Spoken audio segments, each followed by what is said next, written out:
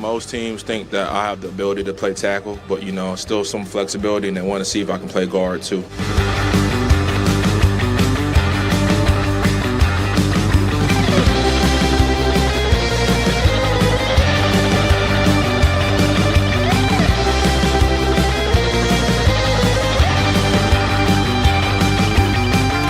I can play both sides in the league. First of all, I'm super grateful for the opportunity to play outside and inside, but home for me is I want to put hands on guys right now and just stone them on the line. So I'll probably move interior.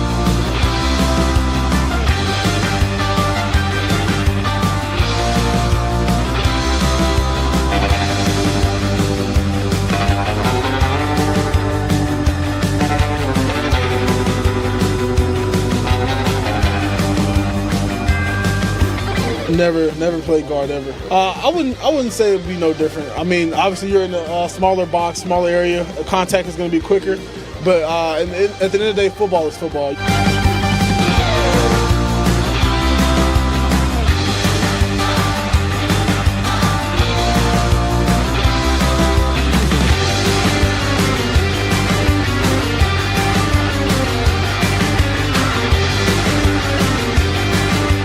I put the stuff on tape to show that I can play tackle at a very high level.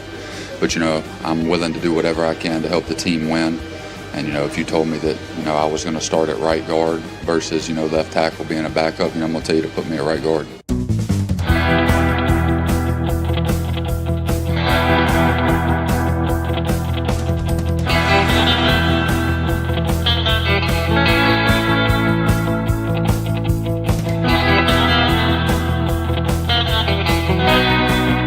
Obviously, aside from genetics and gifts that I have, I think it's more work ethic.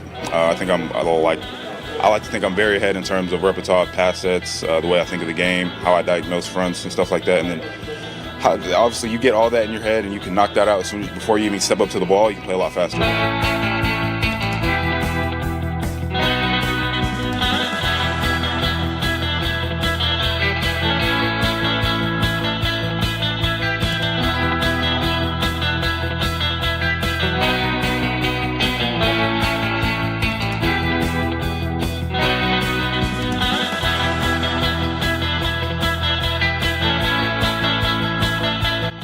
My tape, you can see me passing off games, calling out games beforehand, and that's due to my preparation throughout the week. I really take pride in how well I prepare for the games and how well I prepare for stunts, because that's something that stunts really trickle down. So everybody does the stunts on Sunday, and those are going into the game plan for Saturdays in college.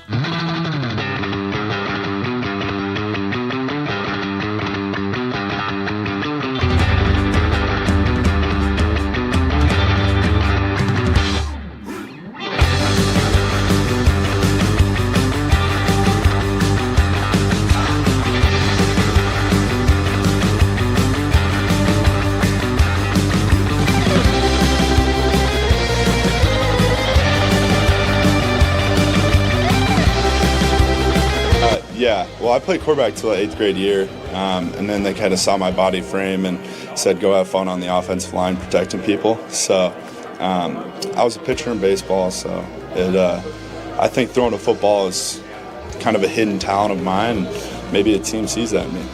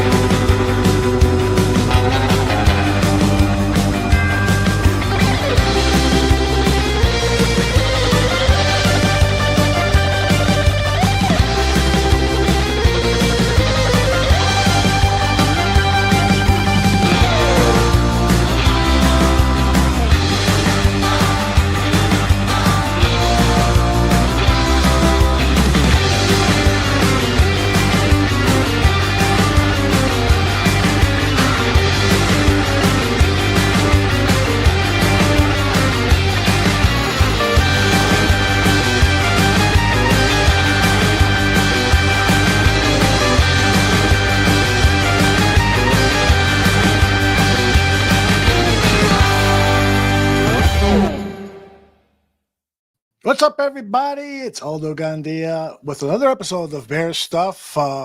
And just a quick programming note. Tomorrow we've got another episode of Bear Their Souls. So we'll be talking about all the latest Chicago Bears news and just having some overall fun. Last night's episode saw the return of Dan Aguirre. So if you're a Dan Aguirre fan, check him out on our YouTube channel. Just look for Bear Their Souls. It was recorded last night, so it should pop up right there at the top. Tonight, we're going to talk about all things Chicago Bears, and we're going to do it with this gentleman right here. His name is Danny Shimon. Danny, how are you, my man? I am doing great. How are you doing? I'm doing good. You know, there's been a lot of controversy in Chicago today regarding the acquisition of Jonah Jackson, the guard who was drafted by the Detroit Lions, had some really good seasons with Ben Campbell, was an alternate Pro Bowler, and then he was allowed to go via free agency to the Rams, who signed him to a lucrative contract, the third highest for a left guard in the NFL, but had an injury-riddled career, or that one season with the Rams, and basically lost his job. What is your assessment of this deal? Do you think it's a good one for the Bears' first step in rehabbing their offensive line? It's an okay step. I mean, it's not something that I was out there, pounding the table for. But as you mentioned, Jonah Jackson was a guy I like coming out of Ohio State. He's a big 6'4", 315-pound, third round pick. He's got the measurables you look for, right? It's got the 33.5-inch arms and all that stuff. And the key though is the, like you mentioned it, the experience with Ben Johnson when he was with Detroit. He was a starting left guard, guys, for 4 years before he left to go to the Rams and signed a 3-year, $51 million contract. Unfortunately, only played 4 games. Obviously, some shoulder injuries and all that stuff. The other thing to me that this signals is obviously that I think it's fairly complete. We already knew this, that Kelvin Jenkins is not coming back. He's not someone that they're running right back. But the most small concern here is the injury history that we have here with Jonah Jackson. Obviously, you mentioned the injury last year, only played 4 games. There was a meniscus tear in 2024 where he missed a playoff game there. The minor stuff here, wrist injury, missed 2 games. There was a high ankle sprain in 2023, missed 3 games. So, he hasn't been consistently on the field. But when he has been, as you mentioned, he was an alternate Pro Bowl player. But the other thing that's curious for me about this, and I don't know if anyone's mentioned this, but he was a player at Rutgers, transferred to Ohio State, played last season at Ohio State. At Rutgers, he had some experience at center. And I know the Rams gave him maybe a start, or they moved him over to center for at least a game last year. So my question, and obviously this trade doesn't become official until March 12th when the new league year starts. I'm questioning, is he the center possibly? Because, you look at the free agent center market, and it's not something that really overwhelms me. Obviously, Drew Dahlman, the kid from Atlanta, is the top guy there, but it's not something that really I'm like, all right, this guy's going to be great. Is he an improvement over what we had last year? Possibly, but he's not something that I'm like, all right, yes, let's go get him, give him whatever he wants, and he's going to be paid handsomely because he's a free agent. So that's the question I have. Is he a left guard? Is Jonah Jackson going to be a left guard? Is he going to be a center? Because there's some other names in free agency that I've heard have been kind of bandied about and kind of attached to the Bears, and some of them are left guards. So I'm curious to see what happens here. But I think he's a good positive step. Obviously they're not finished by no means, right? So I do hate giving up picks, right? And I think someone right in the chat put down, we're giving up picks away. And the first thing you think of, unfortunately, is Ryan Bates, right? Last year, he gave a 5th-round pick for a guy to the Bills who they were going to cut. And unfortunately, he couldn't stay healthy this past season. So that's the first thing that comes to mind. But this is not Ryan Poles going out and making this is a Ben Johnson move. Ben Johnson said, I want this guy. And then Ryan Poles went and got him. So that gives me some. I'll give him some leeway here and see how it turns out. But my curiosity is he the left guard, or is he possibly the center here? Yeah, I see it as this is, in my opinion, a Ben Johnson trade. I mean, it feels like a Ryan Poles trade because he's acquired injured players, but this is not a Ryan Poles trade. This is a player who played very well for Ben Johnson, and he vouched for him, and he said, this guy would be good. Let's not let him go through waivers. Let's pick his ass up because we can work with him. Plus, it gives the team versatility. He's probably going to be the left guard, but if something happens where they send the best 5 out, you've heard that over and over again throughout the NFL, coaches send the best 5 out for the offensive line, maybe the best 5 would be Jackson at center and a new acquisition at left guard. So it gives them that flexibility. Perhaps also they talked to Drew Dahlman's agent at the combine and they were told this is what we're looking for. And they went, whoa. There's going to be a bidding war for Dahlman because he's the best center in this free agency. So Poles doesn't want to get into bidding wars for guys who are average or a little bit above average, and that's what Dahlman is. Let's face it, he's not going to. He's not a great, in my opinion, he's not a great scheme fit. He's more of a wide zone guy. He's a guy that fits perfectly in the previous schemes I have here. I think we're going to run, like I said, we're going to run some wide zone, but we're going to predominantly inside zone, and we're going to do a lot of gap stuff. So will he fit? Sure, he'll play, but I just think he's a wide zone guy. Plus, the other thing is just to make something clear here, guys. Any move made by Ryan Poles has the stamp of approval from Ben Johnson. It's not going to be made without Ben Johnson's approval. I know Ryan Poles carries the GM role, or a title, I should say, but it's Ben Johnson now. He's the man in charge of this roster, and players that Ben Johnson wants, Ben Johnson will get. So if Ben Johnson didn't want Jonah Jackson, Jonah Jackson wouldn't be here. So this is not a Ryan Poles trade. This is I totally agree with you, Aldo. This is a Ben Johnson trade. And any free agent, any other player brought in here will be a Ben Johnson and coaching staff, acquisition. Yeah. Now, let's talk about free agency at the end of the show. Let's devote the bulk of our show tonight to what you witnessed over the last several days at the Indianapolis regarding the NFL Combine. Let's talk about some of the players. Let's talk about some of their traits. Let's take a look at some of the numbers associated with the metrics that came out with their measurements. So where do you want to start? What particular player?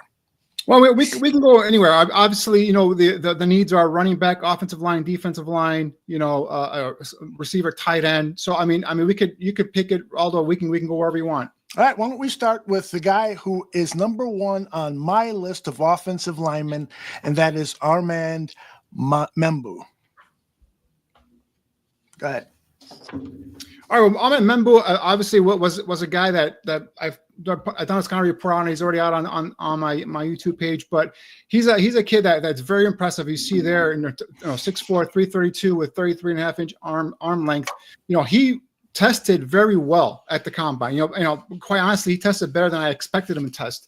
In terms of his vertical, 34-inch vertical, had a 4.91 40. I didn't expect that. A 1.74 10-yard split. I didn't expect that either. So he does a very good job. The biggest thing with Membou, for me, he's a guy that I struggle in terms of, is he a tackle? Is he a guard? I finally settled on he's an offensive guard because there are some stuff on the outside where I kind of got a little bit nervous in terms of putting him out there right tackle, but he's a guy that half the league, if you poll half the scouts or half the GMs, they say he's a tackle. The other half says, no, he's a guard. They have similar concerns that I do in terms of, maybe kicking him inside. But either way, he's a right side of the offensive line player. He's a guy, like you said, has some good versatility in terms of playing multiple positions along the offensive line. He'll bring that power in terms of, if you're running a power gap scheme, which I do expect the Bears to run this year. And I think he's a guy that, showed the ability to get out and pull with some of those measurements there in terms of his timing and everything like that. So I think Membou is a kid that really has projected himself now. He was, middle of the first round. Now you see some mocks after the combine where he's going in the top, top 5 or top 6 of the draft. That is a bit too high for me because I still think while he's an enticing, good prospect, he's still, for me, a developmental guy. He's a guy that his best football is yet to come. So what that means that, he can come in and possibly plug and play at right guard, and then eventually you can coach him up and he can eventually maybe play a right tackle. But if not, I think he's going to be a really good right guard. So he's got starter potential. Obviously, the measurables are all there, and I think it's just for me, it's just a guy who needs a little bit more seasoning. And then before I can be like, all right, yes, this guy is going to be either a Pro Bowl guard or just going to be a average starter. But either way, he's a day one starter next year. Yeah, I was really impressed with his interview at the Combine. He seems like he's got a great attitude. He says he'll play anywhere. He believes he's a tackle. Like you said, Danny, a lot of NFL people told him he's a tackle, but he's more than willing to go to guard. He could be a really nice, flexible piece. So let's say we go into the season with Karan Amagaji and Braxton Jones at the left tackle position, which is likely to happen, in my opinion. But, both of them get nicked up or the starter's not playing well, then you've got Membou in your back pocket. If he looked good in training camp in the snaps, he's going to get at the tackle position. So go ahead, please. I'm saying that. I'm sorry. Membou is not a left tackle. Membou is a right tackle or a right guard. So if you're talking about left tackle, that's a whole different type of player. Okay, so if, let's say, Darnell Wright gets hurt, then you could potentially then move Membou out to the tackle position. So he gives you that flexibility. That's one of the reasons I like him a lot. And so let's get on to the next guy, another guy that I like a lot. Now, he doesn't have the athleticism that Membou does. He didn't test as well as the big guy named Tyler Booker from Alabama. I love this guy as well. His measurables were off the chart in terms of 6'5", 34-inch arm length. I mean, this guy's got tackle size. And you put on the tape and you watch him. He's got tackle athleticism as well, but he's a left guard. You're right. He didn't measure well in terms of speed and all that stuff. Like the 196 10-yard split, that is a little bit surprising, a little bit off-putting there. The 5.38 40, but again, he didn't test well. But you put on his tape. There's no doubt this is a plug and play day one left guard starter week one. If you draft this kid, number 10 overall. So I love this kid. He's my top rated guard coming into the draft process. And you talk about a guy that's perfect fit for what the Bears. I expect him to run at this upcoming season. To me, Tyler Booker is a plug and play player at left guard week one. Danny, my only concern with him was the kind of lack of athleticism. Those numbers were not impressive at all. Yeah. He was probably a little below the average point of offensive linemen who tested. But what I love about him is the tape, and it is also the attitude. He says he wants to destroy people on the opposition on the defensive line. He's got that attitude that we want Chicago Bears offensive linemen to have, where they are the aggressors and are dictating to the defense what is going on in this football game.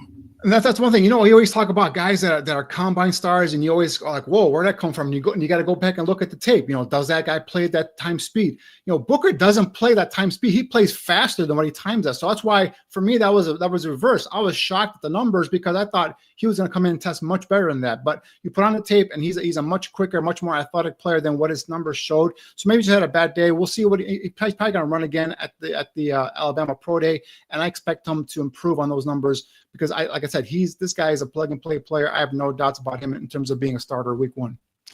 NFL fans are beginning a love affair with this next player. His name is Will Campbell, the kid from LSU. When you hear him talk, he's got this certain magnetism to him. What does he look like on tape to you, Danny? Yeah, to me, the unfortunate thing about Will Campbell, maybe the fortunate thing, because he came in at under the sub 33-inch arm, the measurable in which the teams want in their tackles, right? You got a 33 or greater arm length. Obviously, 34 is even more preferred, but for me, that measurement makes him a guard, and you can argue back and forth whatever you want. All tackles, there are rarely any tackles that have 32-inch arm length. If there are, they're the rarity, not the norm, right? So for me, that could be good news for the Bears because that means this kid who is going to probably go in the top 5 could possibly drop now because some teams will just say, hey, he's a guard, and they might go for other players instead. So if that is the case and he drops to 10, I think if you're the Bears and Ryan Poles, this is your pick number 10. You plug him in a left guard, plug and play starter, and put him there, and you have a left guard for the next 10 years. So, like I said, I love his athleticism. He's got everything you want in a tackle in terms of athletic ability, the feet, the quickness, the ability to go ahead and shuffle, mirror, and pass protection.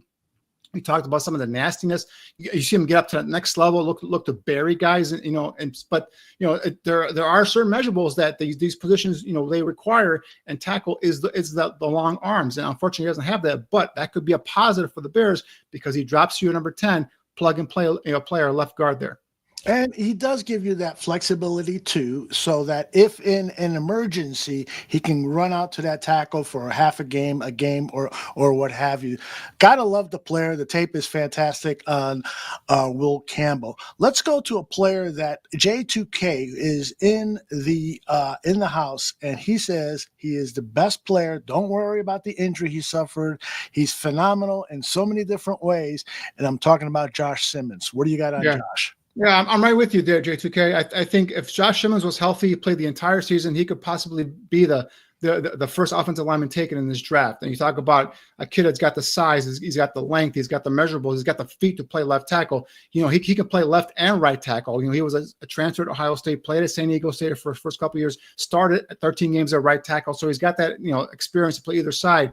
And again, unfortunately, it was the injury. The good news is, initial reports I had heard was ACL injury. I don't know if it's good news, but it's a patella injury. Well, it's a much tougher rehab. It could be a shorter rehab in terms of time to get back. And all reports after the medicals at the combine was that he's Josh Simmons is ahead of schedule, and he might even do some position drills at Ohio State's pro day. So we'll see what happens there. But that's great news for Josh Simmons. But yes, I believe if he was fully healthy for the entire season, you're looking at a guy that possibly is a top 10 pick and could possibly vie for the top offensive lineman selected.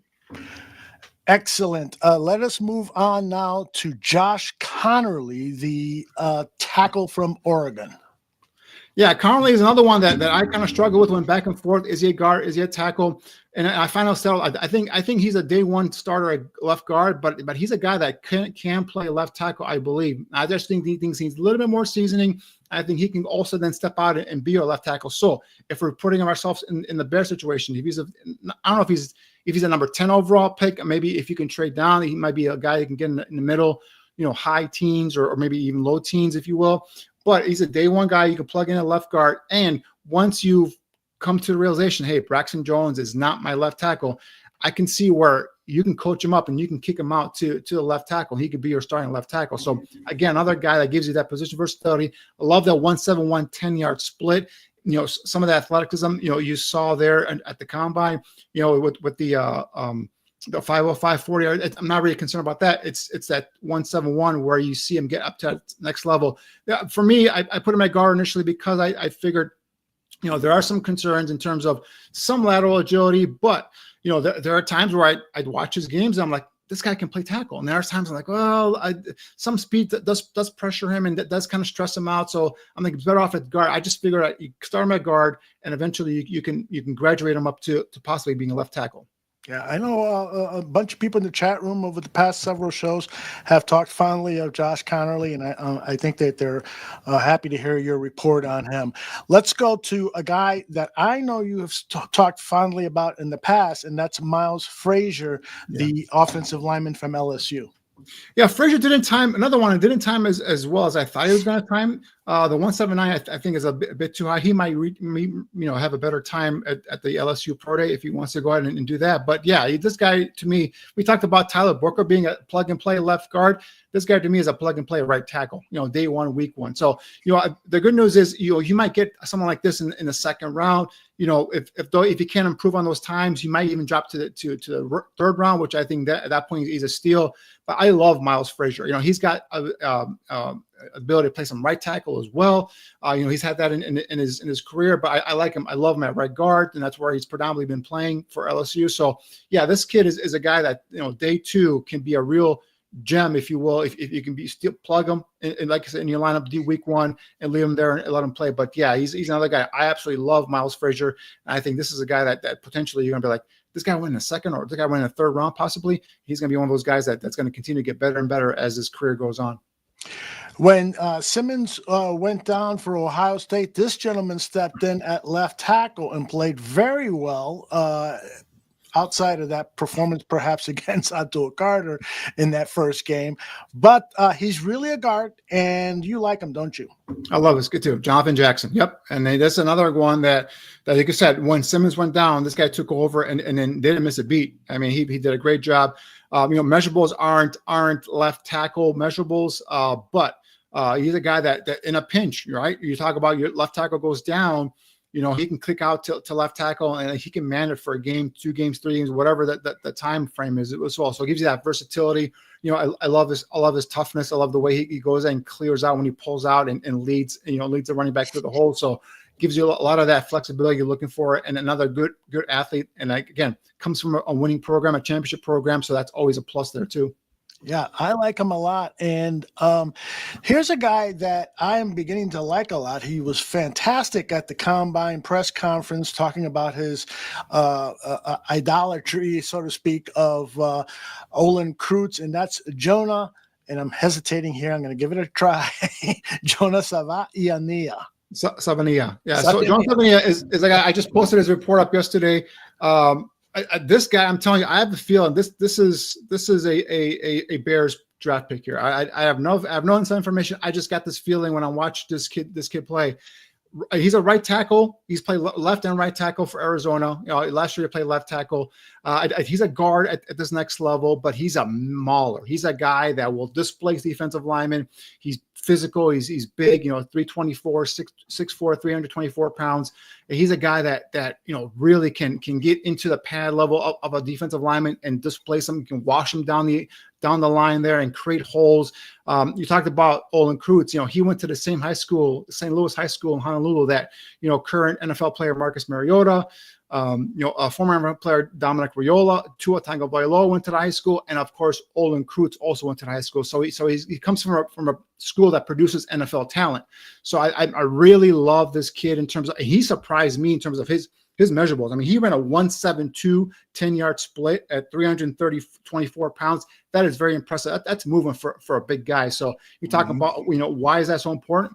Talk about elevating to that next level, right? You see him on his tape, you see him chip and release to next level linebacker, and you see him just taking out guys. So, he brings that power presence, that big guy that can be a right guard protector there for the quarterback. And I just have a feeling that somehow, some way, Savaiinaea is going to find his way on the Bears roster. Ooh, that would be nice. I'm not sure George McCaskey cares about bringing in somebody who idolizes Olin Kreutz, but I think a lot of Bears fans would be happy, and clearly the evaluators are loving what this kid is doing. All right, here's another guy that, out of all of the players that we've talked about, I kind of swing back and forth on. He's highly praised by some, but others are saying, watch out for this guy, that he could present some problems, and that's Kelvin Banks. How do you feel out of the big offensive lineman from Missouri? It's funny, Aldo. I'm right there with you. I mean, this was a highly rated, tackle prospect coming into this season, and I've watched his games. I've watched Texas game against Michigan. I've watched Texas game against Georgia, and I'm not as high on Kelvin Banks as others are. And I've watched multiple games. I watched 5 or 6 of his games, and I just don't see franchise left tackle. And he's always played left tackle throughout his career at Texas.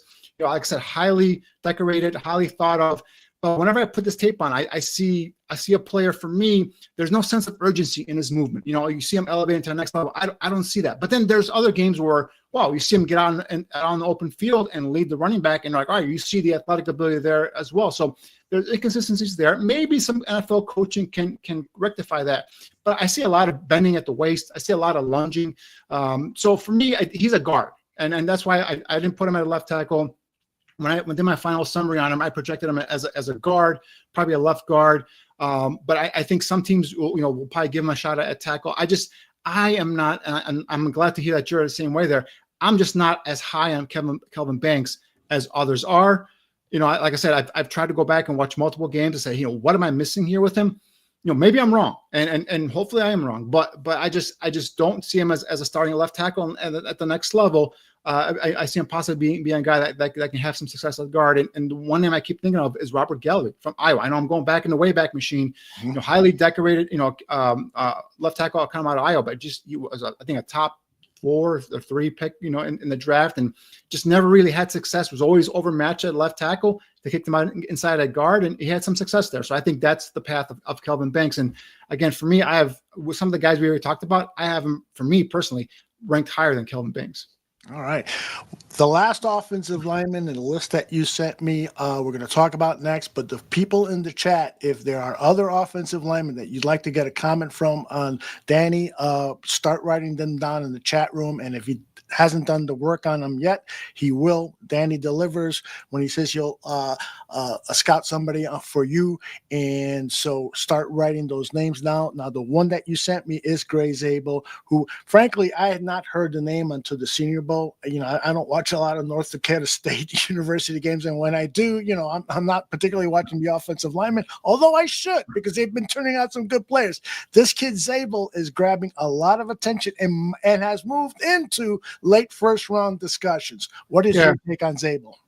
Yeah, and that's the thing is he's a guy that's got position versatility. He's played every position at North Dakota State, from left tackle, left guard, right guard. The only position he hasn't played really is center. And I think that's where I think he's going to eventually end up here at the NFL is at center. And, you know, talk about a kid 6'6", 312, you know, 32-inch arms, you know, 36.5-inch vertical, you know, a 9'3" broad jump, 26 reps. So he shows some of that athleticism, some of that lower body explosiveness. And yeah, for me, he's a guy at the Senior Bowl really stuck out. You know, one-on-ones was a guy that, you know, we were hearing that, you know, the defensive players were calling him out, you know, because everyone was like, how is he getting so many reps? You know, he said that guys were just saying, hey, I want to go up against Zabel. But I want him at right guard, or I want him at left guard. And then so they were picking and choosing because they wanted to look good. But he was winning almost every single rep in those one-on-ones down in Mobile, and that's where he made a name for himself. And I think, like I said, I think now he's pushed himself up into that bottom half of that first round. But he's not going to be a tackle. He's going to be an inside player, probably a guard. I like him at center. You know, he played took some snaps at center at the Senior Bowl, but like I said, he hasn't started at center in his college career. So maybe something that he could, you know, kind of grow into. But I think initially he's a guy that might come in and give you some depth at multiple positions, and then eventually he'll grab one of the positions, whether it's guard or center. Yeah, but a little too risky to start him at center as a rookie. But like you said, it's something that he could potentially work his way to. Right, because it's a step up for him, right? First of all, level of competition. It's a whole new position that he hasn't really. I mean, he's got experience in it, but he hasn't really obviously started at the next level. And obviously, we know center's got a huge amount of responsibility, you know, in terms of protections, call. You don't want to overwhelm the kid, right? If he hasn't done it. So I know. Last year the Buccaneers took a kid from Duke, Barth, who was the left tackle. They moved him into center. You know, he ended up doing a fairly decent job. So you know, it can be done. I just would like to kind of ease him into it if I could. Obviously, if you're forced to put him in there, you're forced to put him in there. So we'll see how it goes. J2K has a comment. I really like Ersery. Might be the best right tackle, but he could also be at left tackle. Have you done enough work on him to? Yeah, I've started delving into Ersery. He's a guy that I have his measurables here real quick. 1 second, J2K. I don't think he's got left tackle feet, J2K. I think he's a right tackle, right? And I think that's where you put him at, possibly even a right guard. I mean, he's a guy that's big, you know, bulking player, you know, showed better than I anticipated athleticism at the combine. But again, he's been working and studying and trying to, you know, get those drills down right. So, you know, they could look better on that. But I just think his future is on the right side, whether it's tackle or guard, that's yet to be determined. But I think I like Ersery on the right side, not on the left side. And interesting. Let's see. I've got a comment from J2K saying, I think that Will Campbell is Robert Gallery. You remember Robert Gallery? I just talked about it. I just made the comparison. That was the name that you brought up. Okay. From way back. Thanks for listening, Aldo. Thanks for listening. I was listening, but I wasn't quite sure who I don't remember Robert Gallery. So when you said the name, I don't fucking know. Excuse my language. So let's see. I got one more here. It's just a comment. Tony Moy says, you guys heard Karan is already working out with Olin Kreutz. If that's true, he could be doing a lot worse things on his daytimes. Working out with Olin would be a good thing. Do you think Olin will ever be an offensive line coach in the NFL or for the Bears? Well, you talked about some of that beef he has with George McCaskey. I don't know if I'll be with the Bears, but I think if any former Bear that could possibly be a coach, I think Olin obviously is right there with him. I just don't know if he wants to put in all that time, and he's got two young boys, and playing for the University of Illinois. So obviously he's got more important things to worry about there, you know, raising two boys. But you know, maybe eventually, you know, once his kids are, you know, grown and maybe, you know, off to the NFL or doing whatever they do with their career, maybe he won't do that. But I mean, coaching, NFL coaching is not an easy life, guys. I mean, it's an 11-month job. You get 1 month off, and if you have family and young children or young adults, you want to be in their life as much as you can. So I don't know if I think Olin's doing okay for himself the way what he's doing now. We'll see if he wants to get into coaching. Interesting. All right, we got some names. Let's just jump to that. Tate Ratledge. Did you do any work on Tate Ratledge? Not yet. I know Clover's asked me for him. I haven't done him yet. The Clemson offensive lineman, I haven't got him yet. Yeah, he had the beautiful locks as he was doing the 40, and he became kind of a little mini superstar this past weekend. Oh, Tate Ratledge. I'm sorry. I just said Tate. Okay, no, I have Georgia offensive lineman. No, I haven't done him yet. Yeah, I'm sorry. Okay, no problem. I have done Jared Wilson. Wilson was my highly ranked, my top ranked center coming into the process. Very, very good athletics ability in terms of what he put out at the combine. Had I believe the fastest 40 among all offensive linemen. I don't have him here in front of me. I don't know if you have it there quickly, but yeah, he's a guy that Jared Wilson. Let's see, his numbers were very, very impressive for an offensive lineman. I got him right here real quick.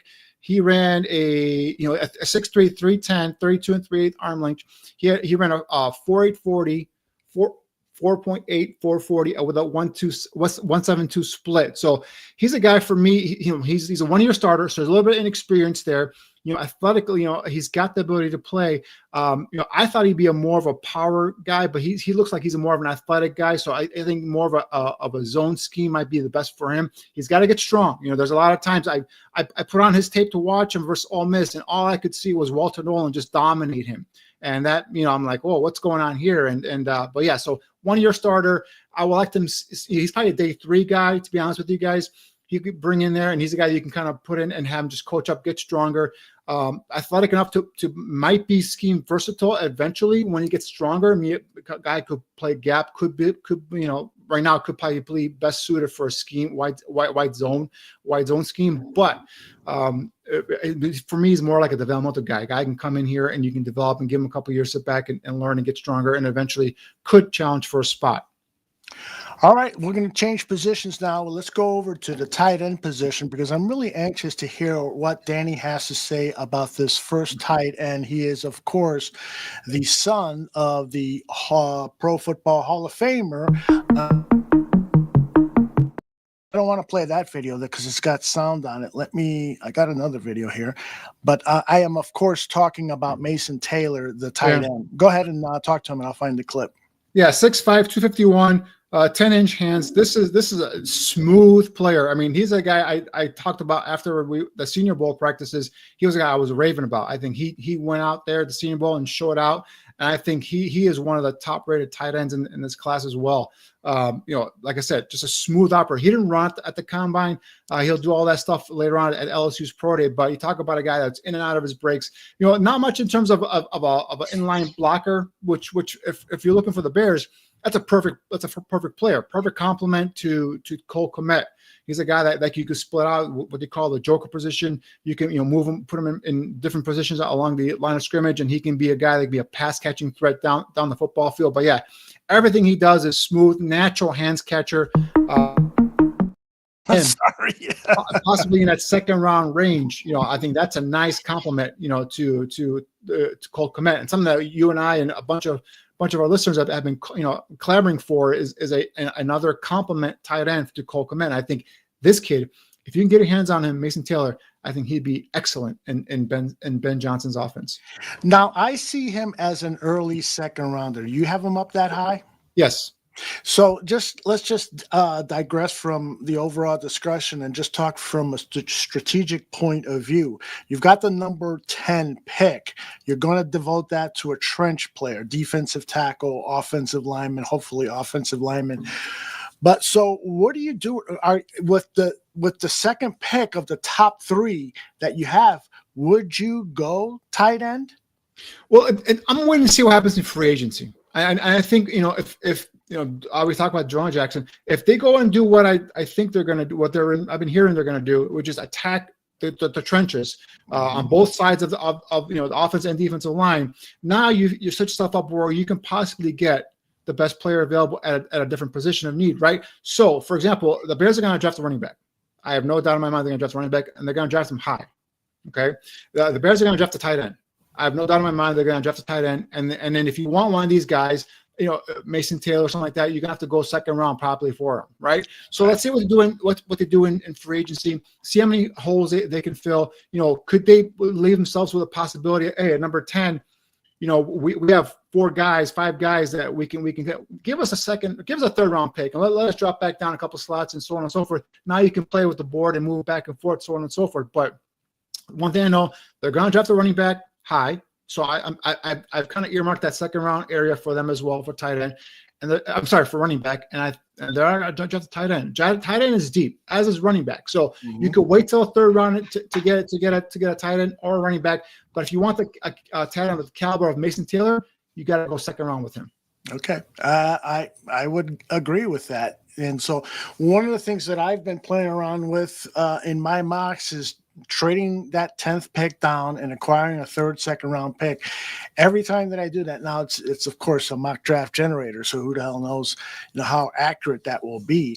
But every time that I do, I come away with 3 second-round picks that are starters on the offensive line or tight end and so forth. So I think it's important for the Bears to consider adding more draft capital by trading out of that number 10 pick. You could get a very desperate team that is looking for Ashton Genty, or if Sanders, the quarterback from Colorado, falls down. He had a terrible combine, according to a number of insiders, because he just didn't interview well. He seemed distracted in some of the interviews, some people said, and not totally focused. So he could fall. That sounds more like someone just trying to put some bad stuff out there so he can drop down to them. It sounds like a team that's true, that's doing because everyone I talked to said he was a delight to okay. He didn't seem like he was he wasn't all showboat and all that stuff. He seemed like. So that to me, it sounds like it's a team trying to put some negative things out there so that kid can drop down to them. That's very interesting. Of course, that's a tactic that's been used before and probably being used against Deion Sanders, star quarterback. Absolutely. I get you.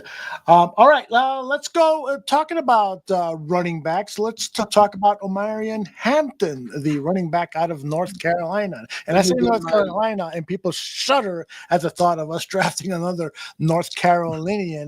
But Mr. Hampton is getting a lot of praise and could even go. I saw him, and I think it was Mel Kiper's draft, go in the first round. I think that might be a little too rich, but it could happen.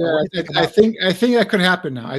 I've even heard that some teams like Omarian Hampton better than Ashton Genty. Again, this is lying season, right? So we're gonna hear all crazy stuff, going forward from here on out. But Omarian Hampton, talk about a rocked up, chiseled running back, 6 feet, 221, ran a 4.46, a 1.54 40, 38-inch vertical, a 10-foot 10-inch a broad jump and 18 reps. And this is a kid, the big thing with him was he's a bell cow. This is a bell cow running back. This is a guy you can give the ball to 25, 30 times in a game. He's proven that over his collegiate career at North Carolina. So, he's a guy that likes to operate in between the tackles, right? So if you're looking for a complement to DeAndre Swift, I think Omarian Hampton fits that bill, right? And he's also a solid pass catcher out of the backfield as well. We'll give the effort in terms of a pass blocking too. So I think this is a like I said, a bell cow. This is the guy that you can plug in there, be your starter, and he can help carry your offense. So that's where Omarian Hampton it comes in here.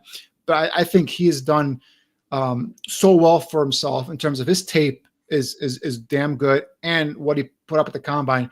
I think you're looking at him going the tail half of that first round. So I don't think he'll be available to the Bears in that top of that second round, which is where the area in which I have earmarked a running back possibly going for the Bears there. All right. That is Omarian Hampton. I'm chuckling here because I've got a question from Howie. He says, Danny, really? Top 4 picks between 10 and 73 could go offensive guard, running back, tight end, and safety? Would you see that as wise, or what is one scenario of 4 names you could envision, sir? Thank you. I'm not sure I understand. What do you mean by top 4 picks going? Can you put it back up again, Aldo? Sure, absolutely. Let me where'd it go? There it is.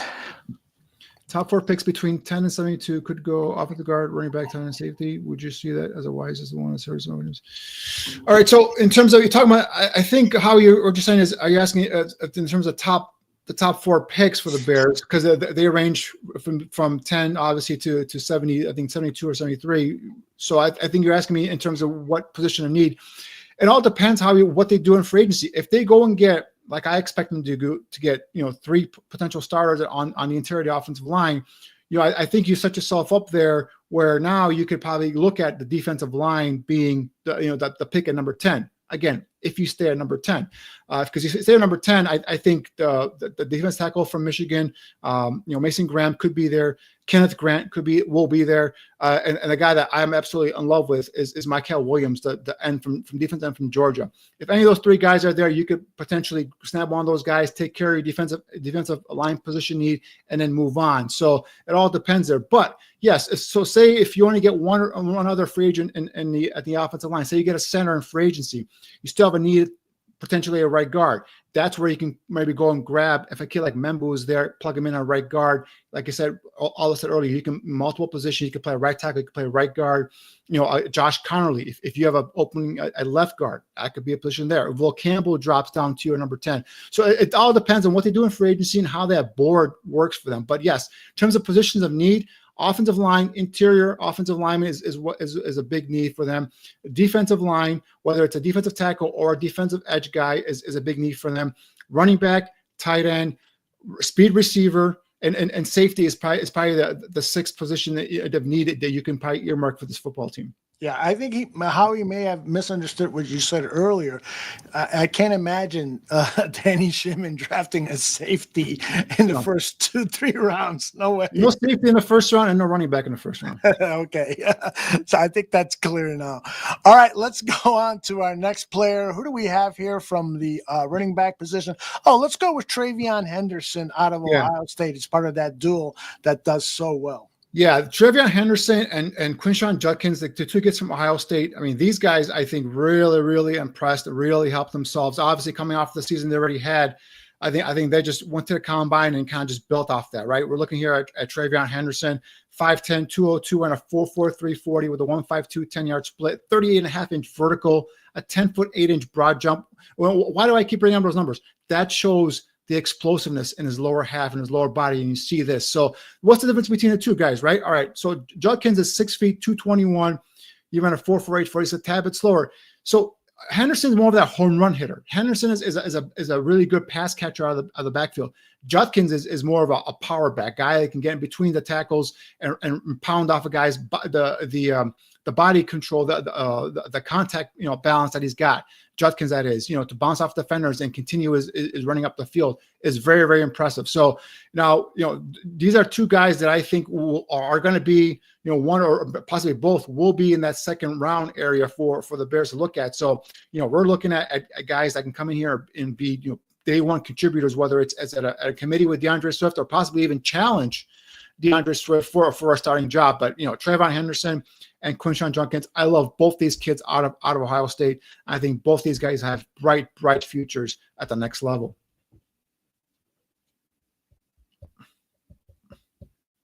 Although you're there, you're on mute. Sorry, I was on mute. I was saying that Judkins hits his share of home runs, but I agree with you that Trey Henderson is the bigger of the 2 home run hitters. Right. He's just, you see him when you put on his tape, you see a lot of more longer runs, a lot of more home run hits with Henderson. But yeah, Judkins is a beast as well, and he's bigger. 221, runs a 4.48 40. Henderson 4.4 340. So there's a little bit of a difference there in speed, but man, it's like I said, either one of these guys. Judkins more in between the tackles. Henderson more of a pass catcher, more of that home run hitting guy. So again, whatever flavor you want, or you pick a flavor you like. But I think both those guys are going to be, NFL impact running backs at the next level. That's for sure. Do you have any other running backs on your list there? Well, one guy that I put down, some guys that actually did well. And these are guys that are probably late day 2, early day 3. One guy that I've been raving about, guys, and I won't stop raving about him. I think he did a really good job here at the combine, is DJ Giddens from Kansas State. I love this kid. 6 feet, 212 pounds, ran a 4.4 340, 39.5-inch vertical with a 10-foot 10-inch broad jump. Again, talking about the explosiveness in the lower body. So I think Giddens is a great job. I think he's a guy that's going to go somewhere possibly day 2, early day 3. I think he's a potential to be a steal there for a running back. R.J. Harvey, this kid out of UCF. I saw him at the Senior Bowl, caught my eye. I've liked him ever since then. 5'8", 205. He's more of a committee kind of back, more of a guy that can play off of a starter. But 5'8", 205, ran a 4.40. Another one with 38-inch vertical. Also a good solid pass catcher out of the backfield. Trevor Etienne is a guy I've liked for a long time, going back to his days when he was at Florida. Went to Georgia, 5'9", 198, not a bell cow, not someone that's going to be, give him a ball 20, 25 times a game, but a guy that can come in here and compliment. If you're looking for a compliment to DeAndre Swift, he could be potentially a guy that come in here, 4'4", 240, 1.5, 110-yard split. Damian Martinez is a guy that I've just started diving into his tape. I think that's a guy that's on my list. One of the listeners asked me to go and scout him. I'll be posting up a scouting report on him eventually. But Damian Martinez from Miami, 6 feet, 217 pounds, bigger back, type of running back, 4'5", 140. That's a pretty good run number there for a bigger back. Obviously, 1.56, 10-yard split. He's a guy that transferred from Oregon State. 1 year at Miami, he had 159 carries for 1,000 yards. 10 rushing touchdowns. So again, a guy that can come in here, you're talking about being a complement potentially to DeAndre Swift. Damian Martinez could be, fill that need there. But he's more of a later in day 2, possibly day 3, most likely for Damian Martinez. One guy that I got to go back and just do some look on because he just impressed me at what he did at the combine was this kid out of Virginia Tech, Bhayshul Tuten. He's 5'9", 206 pounds, ran a 4.3, 240. With a 1.49 10-yard split and a 40.5-inch vertical. So this is a guy I'm going to go back and I'm going to do some work on. But in 2 seasons at Virginia Tech, he's got 356 carries for over 2,000 yards, 25 rushing touchdowns, 50 receptions for 320 yards, and also 4 receiving touchdowns. So this is a kid that can do both rush and catch the football as well. And with that speed, talk about bringing that big play element, that home run hitting ability. Bhayshul Tuten is a guy that I've jotted down his name. He's a guy that I'm definitely going to pull up some tape on and look him up. I'm so glad because when I saw that guy this past weekend at the combine, I said, holy cow. Maybe I ignored him because you get the funny first name and stuff, but definitely got to do some work on him. He certainly did very well at Indianapolis, and that speed back, how much I love those guys that can pop out of the backfield and run a 4.3 or so and get to the end zone. Great list of names there. I think I had a question, but I think it was the Damian Martinez question, and you covered him late. When I saw some of the tape on Damian Martinez, he's not nearly as big as Derrick Henry, but there was a little familiarity there. That's the image that I got when I saw him running. If I were to do a comp, I'm sure the numbers would be drastically different, that Henry is bigger and wider and stronger, but there is a kind of a similarity to how they run, don't you think? He's more of a Marion Barber type for me. Guys, okay. A physical runner in between tackles will bounce off of guys and just continue to chug along there. So I think what surprised me at the combine was his speed. And again, I know these guys train for this. They have, they have speed coaches, running coaches and all that stuff. So, but that 4.51 really caught my eye. So I want to go back and take a look at him and look there too. And then J2K. Brashard Smith, the guy from SMU, really another one. I think it was 4.36 he ran. A converted receiver. He's a guy that was a receiver, converted to running back. Obviously everyone that's a parallel to Tyrone Tracy, who the Giants I believe took in a 5th round last year out of Purdue. A former receiver, converted running back. Obviously Tracy had a great rookie campaign for the Giants. So the lone bright spot, him and Malik Neighbors, the lone 2 bright spots for the Giants there. So Smith is a guy to keep an eye on as well from SMU, but again, he's more of a day 3 guy. Right, a day 3 guy also is Taj Brooks. What do you think? Thoughts on him? Yeah, Brooks had a good combine as well. Another guy that I got to go back and take a look at, the kid from Texas Tech. Yeah, he's a power back, and he should draw some interest. Bear Truth 9 is a big fan of Devin Neal. You want to share your thoughts? I love Devin Neal, Bear Truth 9. I've been talking about him here last couple weeks as well. He's a guy that, for me, from Kansas, does a really good job in terms of, talk about, contact balance, contact power, bouncing off of guys, also being able to catch balls out of the backfield. So Devin Neal, kid from Kansas, is another guy to keep an eye on. Again, day 3 guy. That's why I don't draft running backs in the first round, because you always got to find these guys, kind of filtering through here, day 2, day 3. And definitely was a great guy, DJ Giddens. I've talked about him multiple times. It's the same thing as well. So you're going to find these, these running backs that are going to come in. Sure, you might not get the bell cow, the guy that can be the 25 to 30 carry guy day 3, but you can get a guy to come in here, contribute, and be a nice complement to what you have there with DeAndre Swift. And, that's one thing we know about Ben Johnson. Everything starts with the run game. Starts up front, obviously, with the offensive line, and also the run game, because play action is going to be huge for this offense. And finally, this is what I've been dying to get here with this Bears offense. We finally seem like we have finally got the coach that's going to commit to a physical offensive line, a running game, and play action, helping the quarterback get better there. Okay, I cut you short when we were doing tight ends. Let's get back to the tight end position, and let's talk about Thomas Fidone. You mentioned him, I think, 2 or 3 shows ago. What did you see at the combine, and did he go up in your board or down? Well, Fidone caught my eye at the Senior Bowl. I mean, this is the guy, big, tall, wiry, tight end, looks like a big receiver. My initial thought was like a Tucker Kraft type, but he's not as physical as Tucker Kraft in terms of, blocking. But, 6'5", 243, long arms, 34-inch arms, so he's got a huge wingspan. Big hands, 10 and 5/8 inch hand size.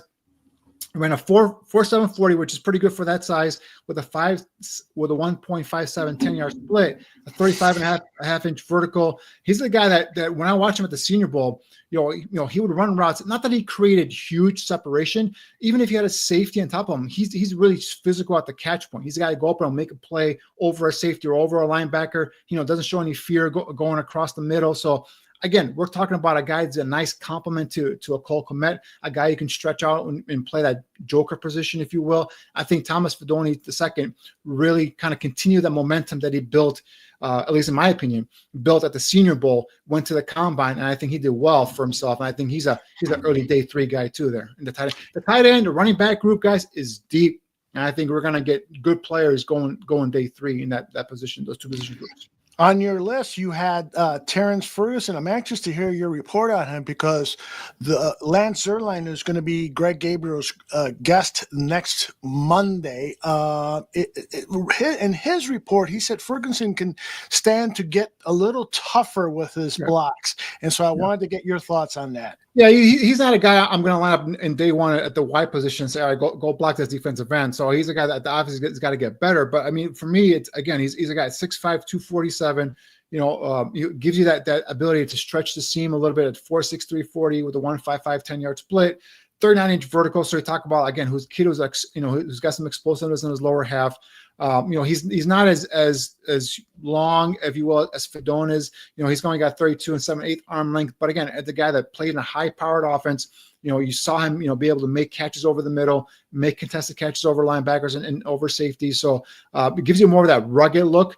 Again, runs a little upright, if you will, in terms of when he carries the ball. But I think another guy that's a nice prospect. He's probably going to go again day 3, but a guy that's was productive there for Oregon, and I think he's a nice pass catching option. If you pass on the tight end position early on in the first couple of rounds, he's a guy that could potentially be there in the 4th round.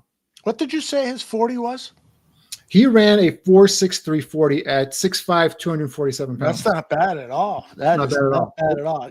Because, when I cut together these clips of him, what I saw was a guy who just works short yardage routes. You see that, little 5-yard and out and over the middle. With that 4.65, I would love to see what he has done to stretch the field, because he should be able to catch some passes in the middle of the football field. Yeah, you want to see him get a little bit more stronger, a little more stout after the catch. Put some more yak after his catches. Yards after contact. So he's a guy that typically watching his tape goes down pretty easily, but does battle. There's times where he'll lower his shoulder and run through tackles and battle. But that's the one thing where you want to see is him go ahead and get a little bit better after the catch. But definitely a nice big target for the quarterback, and gives you some verticality in terms of stretching that seam and being at that joker position, a complement to a Cole Kmet down the football field. Just for the record here, Howie, what was this, 2 minutes ago, posted, yes, Danny, now you're talking. Skip the bell cow running back and skip a R2 tight end and give me pass rushers in this draft's gold mine position. Will Oregon tight end Ferguson last to number 5, number 149? Yeah, I think he could. He could last there. It's a deep position. It's just, like I said, it's like going to Baskin Robbins and picking the flavor you like, right? If you want, split guys, you want guys that line up in line. There are many guys that line up in line that I'd say, and those guys typically go like, 4th, 5th round anyway. So, but Jackson Hawes, the kid from Georgia Tech, is probably the best in line if you want blocking tight end. But everyone else is a pretty good pass catcher in terms of what they have here, going forward. And there's some guys that are going to convert into H backs, right? Like Hara Fanine from Bowling Green. He's a guy that's probably going to be an H back or something like that, split out wide. Another pass catching guys who are very productive at Bowling Green. We saw this kid Oots from Alabama. He was more of a blocking kind of fullback / H back. I think he might convert to fullback at the next level. So there's different flavors there, but it's a big. The best depth I've seen tight end in the most recent draft that I can think of is this class here, along with running back, and obviously we talked about interior offensive linemen. I'd love for you to do some work on his last name is Hawes, Hawes. Jackson Hawes, Jackson Hayes Hawes. Yeah, I'm sorry, Georgia Tech. He's the best inline blocking tight end. That's what you just mentioned. Okay, because Daniel Jeremiah said the same thing over the weekend, and so I'm anxious to take a look at his blocking skills, because I agree with Nomad that whoever the tight end is has to be a really good a blocker.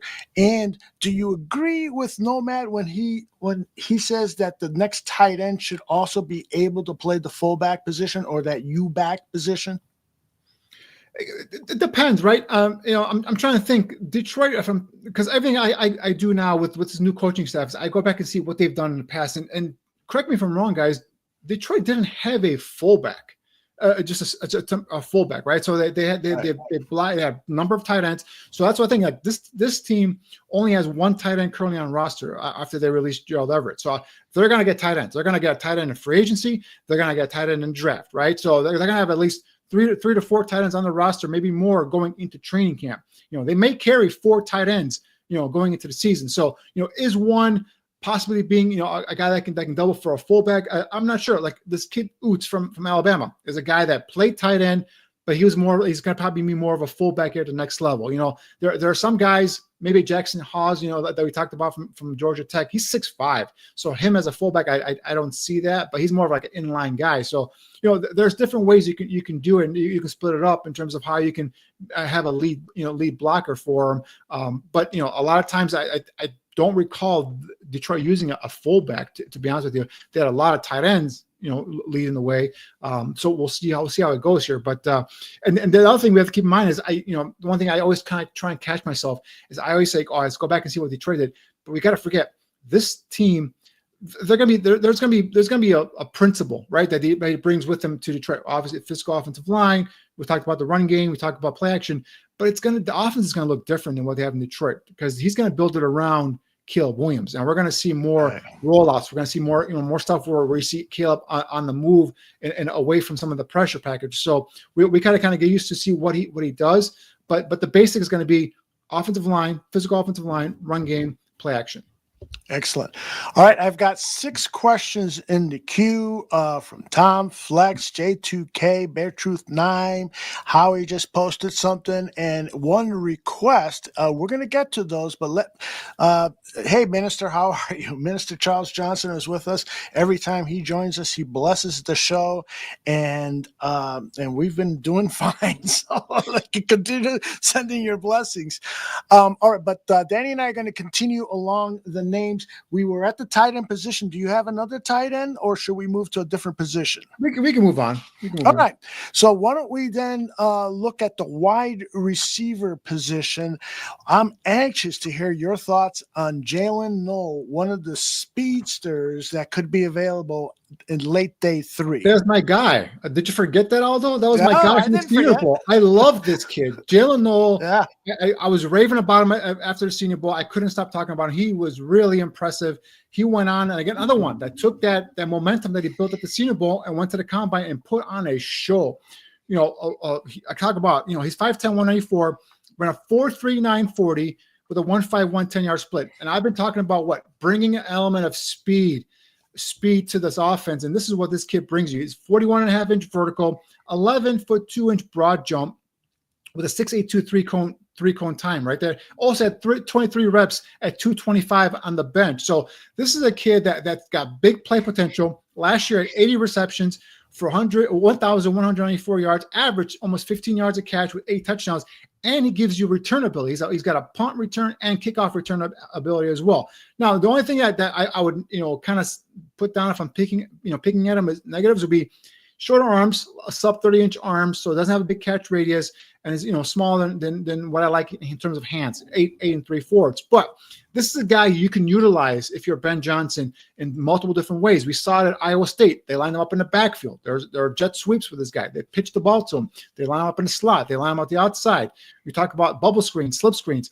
There's all different ways you can get the ball into Jaylen Noel's hands. And again, we talk about bringing that speed element, the big play potential, whether it's on special teams, whether it's on offense. This is a kid that I would, if I was in the draft room and we're sitting there 3rd round or whatnot, and it's between this guy and another receiver, I am pounding the table for this kid. I absolutely love Jaylen Noel, and I think he's a guy not perfect, right, in terms of height, speed, height, and all that stuff. If you're looking for a bigger receiver, tall receiver, he's not the guy. But if you're looking for a guy that brings big play potential to your offense and you can get the ball to him in multiple different ways, Jaylen Noel is the guy to go with. Jalen Lane over at Virginia Tech is an interesting prospect. Have you done much work on him? Jalen Lane I haven't got to yet, but I know you're talking about J2K. Okay, so it's coming, J2K. Danny has sent the promise. All right, let's go on to our next wide receiver that we have. And is that Quinshon? No, we have, let me see, Jaden Higgins.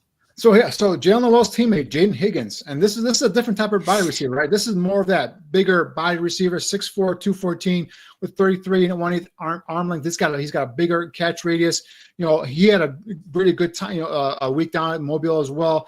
He's a guy that for me ran a better than anticipated 40. He ran a 4.47 40. I thought he was going to be a high 4.5 guy, but I ran a 4.47 40. He's got a 39-inch vertical. So again, a guy that can go up and get it, make the play on a football. Another smooth guy, operates, gets the ball, has nice shows in terms of his hands. That doesn't necessarily have to, use his body to caress the ball. Does good hand catcher, can pluck it out of the air. This is where he's going to make his money, right? The jump balls, the 50-50 balls, whatever you want to call it. I think this is where, if you're looking for a big body receiver who's got some speed to him, Jaden Higgins is your guy. And again, not necessarily, I think the Bears would earmark for or looking for. But if you're talking about guys who went and impressed and did well at the Combine, Jaden Higgins is a guy that did that for me. Another guy who's a little bigger body guy who really got me going back and looking at his tape right now is Alec. I don't want to mess up his name, but Manor from Stanford. I think I messed that up. I think it's Alec Ayomanor. Ayomanor, thank you. Stanford, big body, 6'2", 206, 10-inch, huge hands, 10-inch hands. Ran a 4.44 40. All right, with a 38.5-inch vertical. This is a guy I'm going to go back and do some more work on, but another one of those big body receivers that can get down the football field and make a play. I think if I'm not mistaken, he's Canadian. So he's a Canadian kid that was playing at Stanford there. I think he did very well for him at the Combine. Another one that I earmarked in terms of doing well, Jordan Watkins from Ole Miss. 5'11", 196 pounds. Ran a 4.37 40 with a 1.53 10-yard split. This is a guy that's got some punt return ability as well. Has kickoff return experience. Has a punt return touchdown in his career at Ole Miss. 49 receptions, averaged 18.5 yards per catch with 9 touchdowns. So Jordan Watkins, again, talking about bringing that speed element to the Bears. Jordan Watkins is this guy you can get in day 3 that can do just that for you. And there he is right there running away from defensive backs. Yeah, I love the way this guy catches the ball and contested catches, and he's just focused on that. That's a nice belly catch there in a long pass. Yeah. A couple of the guys that intrigued me in terms of what they did at the combine that I'm going to go back and look at tape-wise. It's Chimere Dike from Florida, 6'1", 196.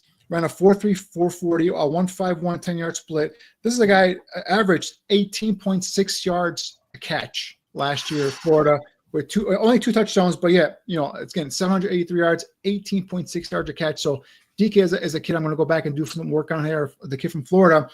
And Dante Thornton, the kid from Tennessee, big body, 6'5", 205, had a 4.30 flat, 40. This is a big dude. He's a kid that transferred from Oregon to Tennessee. He only had 26 receptions, Aldo, for 661 yards, but he averaged 25.4 yards a catch. Jeez. So this is a guy. They're showing some highlights of him. You give him a slant, he's gone. I mean, at 6'5", 205. Big body, fast kid. So he's a guy I'm going to go back and do some work on as well. So those 3 guys right there. Between Jordan Watkins, DK from Florida, and then Dante Thornton Jr. from Tennessee really, really got my eye. Minister Johnson is a fan of Nick Nash and says he's going to earn some money at this upcoming draft. You agree with that? Nash is a highly productive receiver out of that San Jose State program. Doesn't really, in terms of, I got to do some more work on him, but really didn't have that great of a combine in my opinion. He's not a guy that's going to run away from guys. He's not a guy that's going to create huge separation. He's more of that guy that's going to go up and make contested catches. So that's where he's going to have to make his living. And I think he's got good hands, plucks out of the air nice and clean. So I think that's where he'll be. So it might be like a number 3 or number 4 receiver eventually. All right. We've done the offensive line. We've done wide receivers. We've done running backs and tight ends. How about we move to the defensive tackle position? Yeah, D tackle is going to be a position where, so I went ahead and obviously we're talking about the new coaching staff, and I've done some of that work on what Ben Johnson's done. So I've gone back and done some look into what Dennis Allen likes, right? So obviously he was the former defensive coordinator of the Raiders, or head coach of the Raiders a long time ago. He was defensive coordinator of the Saints and then became head coach of the Saints. And so obviously the Bears, we all know, they need an edge guy. They need a guy opposite of Montez Sweat. And if you ask me who are the winners at the combine, the first guy that comes to mind is James Pierce, the kid from Tennessee, right? Speed rusher, 6'4", 6'5", 245 pounds, 32-inch arms, ran a 4.47 40, looks very smooth and fluid on his feet. But you look at the history of what Dennis Allen likes. His defensive ends are going to be guys that are long and that are big, and that does not fit James Pierce. Now, unless he just metamorphoses and changes into a whole different, defensive coordinator, that could always be the case moving forward. But if you go by history, look at his ends over at the Saints. Carl Granderson, 6'5", 254 with 34-inch arms. Peyton Turner, 6'5", 268 with 35 and 38-inch arms. Isaiah Foskey, 6'5", 264, 34-inch arms. You're seeing the pattern here, right? The opposite, the right end. Cameron Jordan, 6'4", 287, 34.5-inch arms. So he likes 6'4", 6'5 guys, 260 and above with 33 or 34-inch arms. So, unfortunately, guys like James Pierce, Mike Green, some of these quick twitch, edge guys, speed rushers are not going to fit the bill. So I'm looking to see, all right, what do we got here? And the guy that I've talked about him multiple times already, I think this is a highly rated prospect, and I think it fits the bill. So if he's there at number 10, this very well could be the pick. And it's Mikel Williams from Georgia. Now, he didn't test. He didn't run or do anything like that, but he measured in. He measured in at what? 6'5", 260 pounds, 34 and 3/8-inch arm lengths with 10 and 1/4-inch hand size. Now, you put on the tape, and when I'm watching, Kelvin Banks, one of the reasons why I'm always having doubts about Kelvin Banks is I watch him against Georgia and against this kid, Mikel Williams, and he there's times he just ate Kelvin Banks for lunch. So this is a talented guy. The stats aren't going to pop out at you. All right. You pull up his stats. Last year you only had 5 sacks. First career's got 14 sacks, in 3 seasons at Georgia. But the Georgia guys, they don't put up big stats. They get better as they get to the NFL. And I think this is a kid, you see him stand up in terms of, a guy with that size, that length. He can rush from a 2-point stance. He can put his hand in the ground, be a real, hand in the ground defensive end. You see him out in terms of in coverage. He's a smooth mover, loose hips, quick feet. This is an athletic kid. And I think once he gets in the NFL, he's going to get bigger and stronger. And then he's going to be a guy that's going to be a base defensive end and could potentially be a right defensive end for you. So he's got that stud potential there for you. So Mikel Williams is the first guy that I would love to see there. He might be gone though by number 10, right? So if you're gonna now move on, assuming you there's no defensive end you want in that top 10, now you're gonna start looking at later on in the draft, right? You want to look for guys potentially that they could pick up in the second, third round. Unfortunately, a lot of these guys that I found defensive end, they at least from what I'm looking at the measurable wise, they don't fit the bill. The one guy that gets close is Shamar Stewart from Texas A&M, right? This is a guy that went to the Senior Bowl and blew up the Senior Bowl practices, didn't even play in the game, left after I think the second practice because he was basically cemented himself in the first round, went to the combine, had a terrific workout. This kid is a freak athlete at 6'5", 267, 34.18 in arm length, ran a 4.59 40 with a 1.58 10-yard split, okay, a 40-inch vertical, and a 10-foot, 11-inch broad jump. So the only issue with Shamar Stewart is you look at his stats, there's basically nothing there. He had 4.5 sacks in his entire 3 seasons at Texas A&M. Now you put on his tape and you see flashes. You see him being able to beat the guard and pierce and get between the gap there and get into the backfield, but he doesn't make a tackle. There's a times when he comes around, he loops around the corner, gets to the quarterback, doesn't get the sack. So, I know that there are some players that are drafted based off of their traits and what they flash on their tapes, but the production really kind of worries me a little bit. So and I think he's going to go in the first round. So there's no way I'm using a number 10 overall pick on him.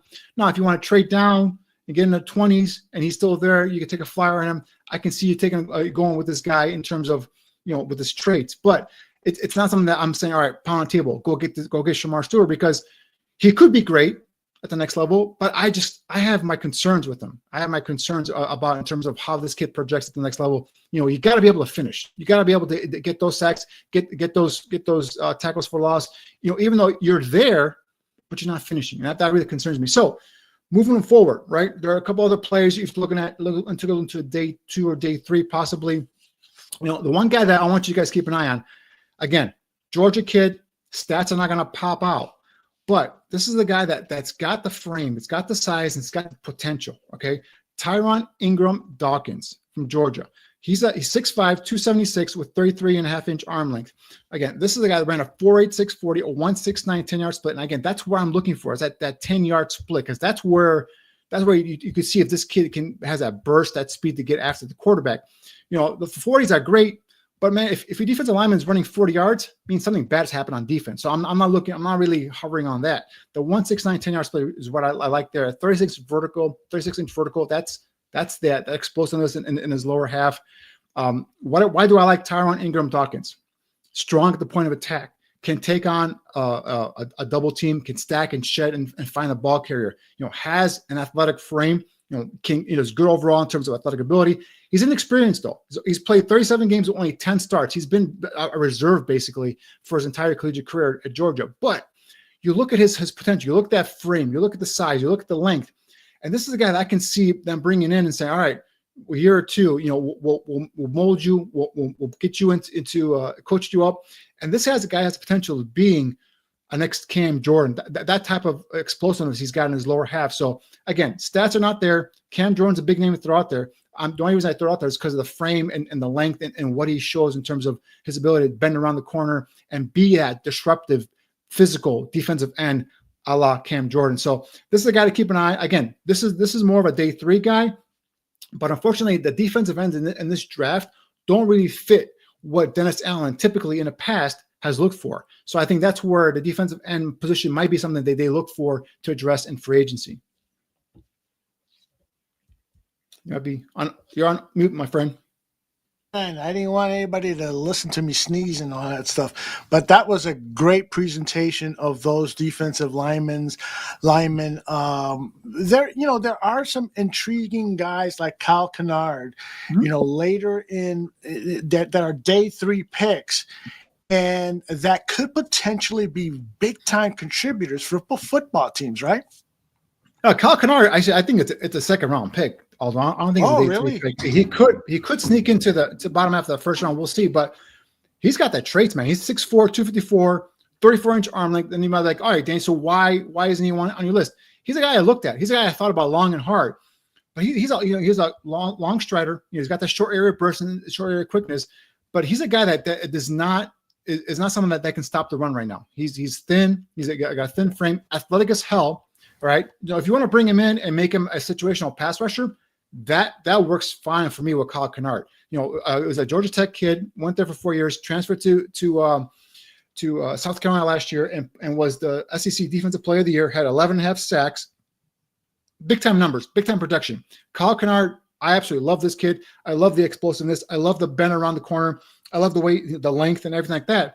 But he's not a run stopper. And unless they bring him in as a situational pass rusher, then I could see that happening. And where you could bring in a guy that can be your base guy, and then you could bring this kid in for passing down, so on and so forth. So Kyle Kennard is a guy that does intrigue me. Another guy that I know people have been asking me about is Landon Jackson, the kid from Arkansas. He tested phenomenally at the combine. 6'6", 264, 33.25-inch arm length, ran a 4.68 40, 165 10-yard split. I don't have his vertical, but I think he jumped almost 40 inches at 6'6", 264 pounds. He's a explosive straight line athlete, but again, he's a guy that's thin in his lower half. Not really much in terms of a run defender. Will play hard, will try hard. Is a guy, again, you can bring in and maybe you can mold in situation and maybe build up to be a defensive end.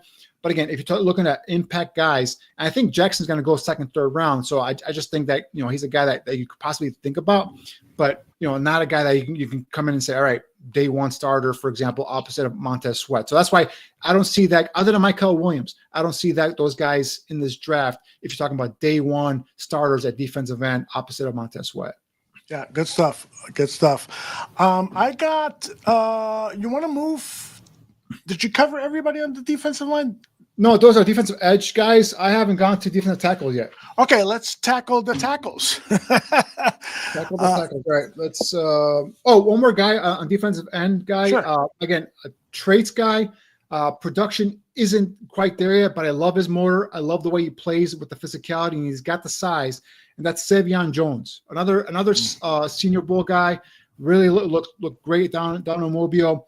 6'5", 280. He fits the bill. 33.5-inch arm length, a 33-inch vertical. He's a physical base end. This is the guy that will take on double teams. He's very good in terms of stacking, shedding, locating the football after the snap. So he's got potential. He doesn't have the sack production. Last year only had 4.5 sacks. For his career, he's only had 11.5 sacks over at LSU. But another guy, talking about bringing him in day 3, building him up, coaching him up. If this kid gets a pass rush repertoire, he could become something off the edge. Also, he's got the potential, Savan Jones, to kick inside at defensive tackle. He's at 280 pounds. Another 10 pounds, you can make him a defensive tackle, possibly a 3 technique in this system as well. So Savan Jones is the guy to keep an eye on there as well. So in terms of defensive tackle, before we go there, I'd like for you to address this question from Minister Johnson. Danny, do you believe that a combine performance will increase or decrease as players draft position? It's an interesting question, and I know that's one that Greg Gabriel has talked about. He says that it doesn't, but then sometimes when he's talking about examples, he says that player has really improved their draft position, but his overall philosophy is that generally what happens at the combine in terms of the drills doesn't improve or a draft position or hurt somebody's draft position. If anything, it's the medicals and it's the interviews that are key things. You agree with that? Those two, the medicals and interviews, are the most important thing at the combine. The drills aren't that important. As a matter of fact, when they pan out to the crowd and they pan to these suites with these coaches and gyms, half the time they're like talking, they're not even looking at on the field, right? Because they have the stuff all recorded, so they'll have it to their at palm of their hands and digitally later on. But it's the medicals and it's the interviews at the combine. The one thing that combine does do is it'll look for Tuten, the running back out of Vatech, his numbers caught my eye. Like, whoa.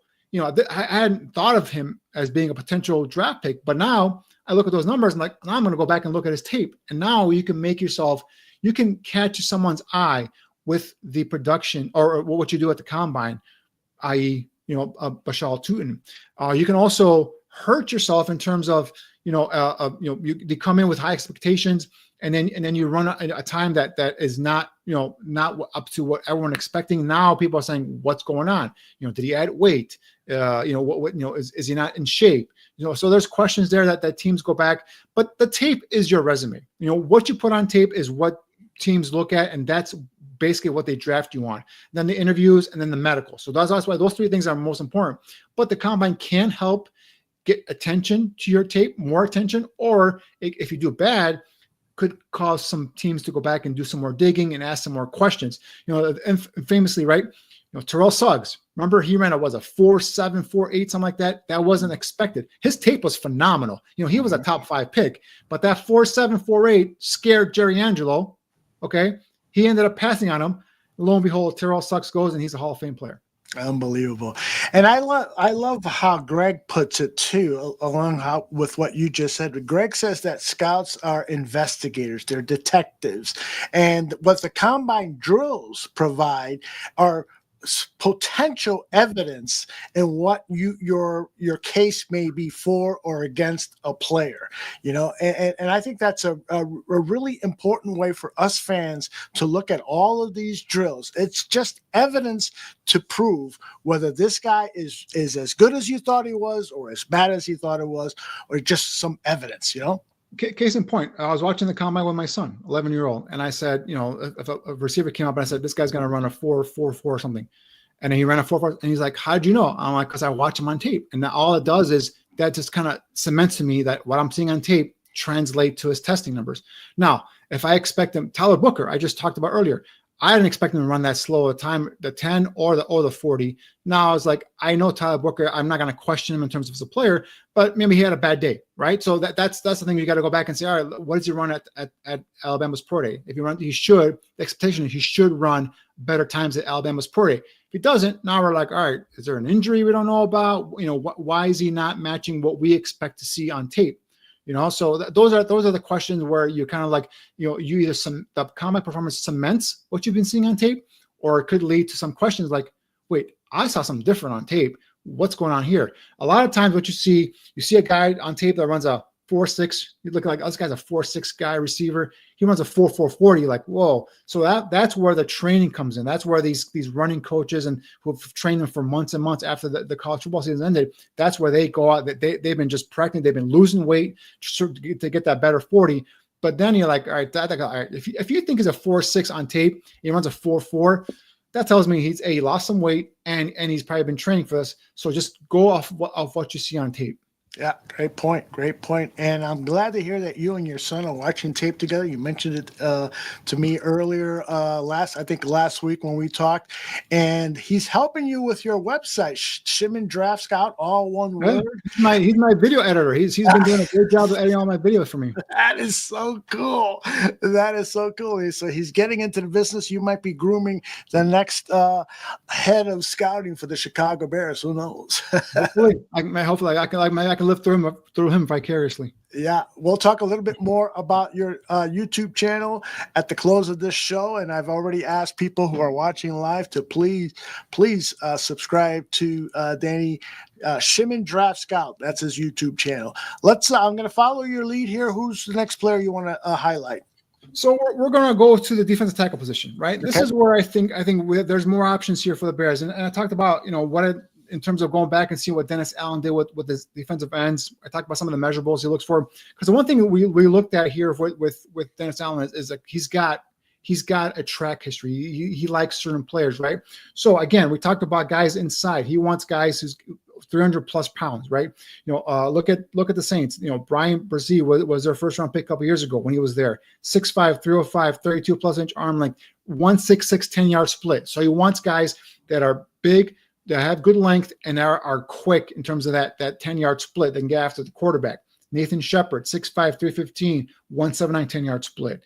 Christian Boyd, 6'2", 320, bigger body guy, but with it's got pretty good athletic guys. So he likes bigger bodied, long guys in the inside guys that can, not necessarily the typical 3 technique that we've been thinking about in terms of 4-3 defense. So he wants big guys, physical guys that have the length, that also get after the quarterback.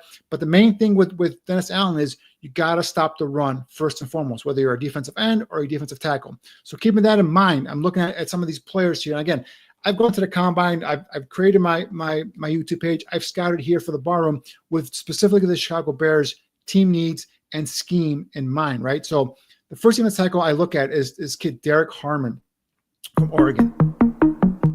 God damn. I'm sorry. Go ahead. A Michigan State transfer, 6'4", 313, 34 and 3/8 inch arm length with a huge 10 and 3/8 inch hand size. He ran a 4.95 40, which is very impressive, but a 1.74 10-yard split. This guy, again, played his first 3 seasons at Michigan State with 28 games, 15 starts. This past season was his first year at Oregon. He had 45 tackles with 10.5 tackles for loss, 5 sacks, 4 passes breaking up, and 2 forced fumbles. So I think this is a kid that fits that bill. But he's not a number 10 overall pick. He's a guy, if you were going to get him in the later half of the first round, possibly. If he drops to the second round, definitely in that range there as well. Joshua Farmer, the kid from FSU. A guy went to the Senior Bowl, had a great Senior Bowl week there as well. Look at that size, 305, 6'3", 35-inch arm length. Again, that look at that. Don't look at the 40. Look at that 10-yard split, 1.77. Anything under 1.8 is pretty good for a big defensive lineman who's over 300 pounds. So Joshua Farmer is a guy, 8 tackles for loss last year with 4 sacks. Another guy that I like a lot is Darius Alexander out of Toledo. And although I don't think I gave you his name, but he's a guy that really rose up for me during the Senior Bowl practices. Toledo, obviously smaller school, but 6'4", 305, 34-inch arms, 172, 10-yard split, 31.5-inch vertical. He's a 2-year starter at Toledo. He's long and lanky with the ability to penetrate, get up into the gaps, and be disruptive in the backfield. So he's got 21 tackles for loss in his career and 9 sacks at Toledo. So that's a guy to keep an eye on as well. Now, obviously, the big guys that everyone's talked about is Mason Graham, the big defensive tackle from Michigan, that a lot of people have going in the top 5, possibly. A lot of people think he's not going to be there at number 10. Some people are going to knock me on this, but he came in at 32-inch arms, and I think that's gonna affect him. As some teams want, like a Dennis Allen, they want guys with the length. And his tape, you put on his tape, he's a 3 technique. He's a quick twitch, a guy he's got strong hands, rip, pull the offensive lineman down, swim over, get into the gap, get upfield, be disruptive.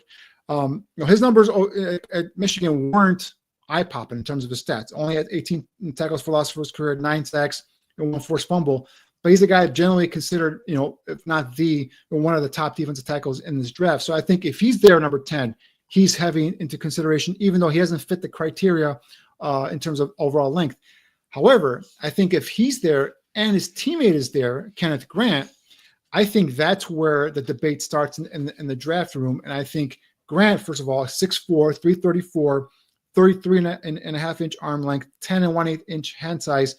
Another one that the stats don't pop out at you at Michigan, right? 69 tackles for his career, 12 tackles for loss, only 6.5 sacks.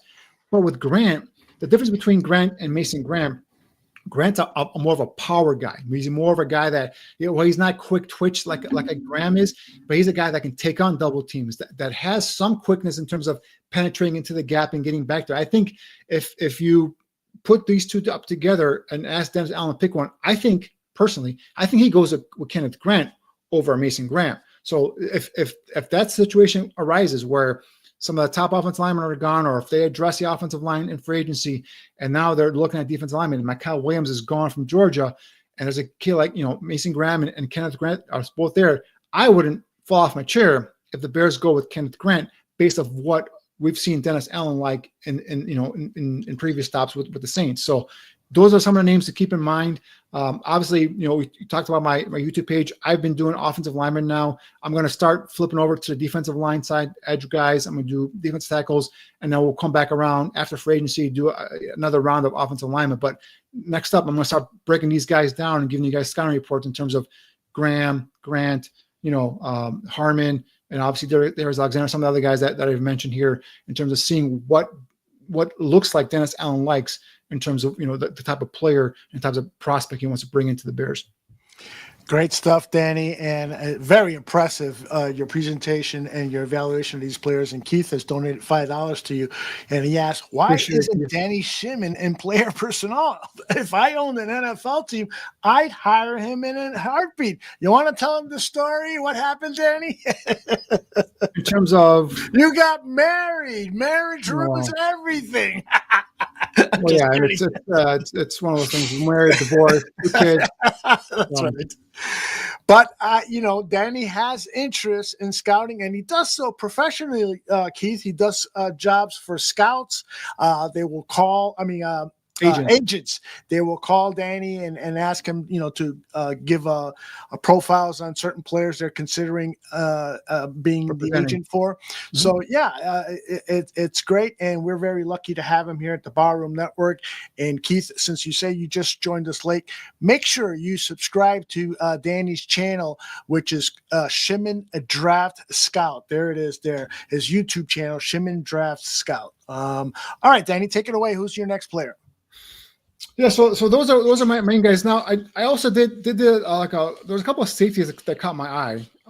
And again, safety, we'll see where it goes. It's not really up there in terms of a position of need, a high ranking in terms of position need, but you never know in terms of what happens here. A guy that really did well was this Nick. I'm sorry, I'm going to mispronounce his last name, but Imanwori from South Carolina. Yeah, big guy. I don't think he's going to be a guy the Bears are going to go, because I think he's going, high second round, mid second round. But 6'3", 220, very impressive. 32.5-inch arm length, 4.38 40, which was phenomenal at that size, at that length. 149 10-yard split, 43-inch vertical. This guy's a hell of an athlete. So he's the guy that kind of spearheaded that safety group in terms of who's gonna. The guy that kind of caught my eye in terms of who did well at the combine. Another one that kind of did well was Billy Bowman Jr. from Oklahoma. Yeah. 5'10", 192, not as big obviously as Imanwori, but 192, 28 and 28.5-inch arm length, 4'4", 240, 152, 10-yard split. This guy, this is a very productive player at Oklahoma, and he's a guy that could fit that, like a Tyrann Mathieu position, right, where he's like that safety / slot guy, right? And I know a lot of people have earmarked Kyler Gordon for that position here, but I think this Billy Bowman kid is a guy, if he's available day 3, they could take a flyer on him. Obviously, the situation with Jaquan Brisker, we don't know, everything, all the reports are he's good. He's looking, he's progressing and he's full speed ahead there. I see Kevin Byard, I think, had a great job last year. The veteran safety there. I like what the kid Elijah, number 22. I forgot his last name. Elijah Hicks. I think he's done a nice job there, but he also ended up with an injury there at the tail end of the season. So if you're looking for a safety there, I think Billy Bowman Jr. is a guy to keep an eye on. Very productive. 199 tackles there at Oklahoma. 10 tackles for loss, 11 interceptions. 3 of those interceptions were returned back for a pick 6. 14 pass defense, 2 forced fumbles. So Billy Bowman Jr., I think, did a good job at the combine, raised his stock, and I think that's a guy to keep an eye on if you're looking for a safety day 3. A guy that I'm going to actually go back and do some work on is this Keaton Crawford from Nevada. He's a guy that was a 4-year player at Texas, never really got on the field. Went to Nevada last year, had 76 tackles, 3 tackles for loss, 2 interceptions.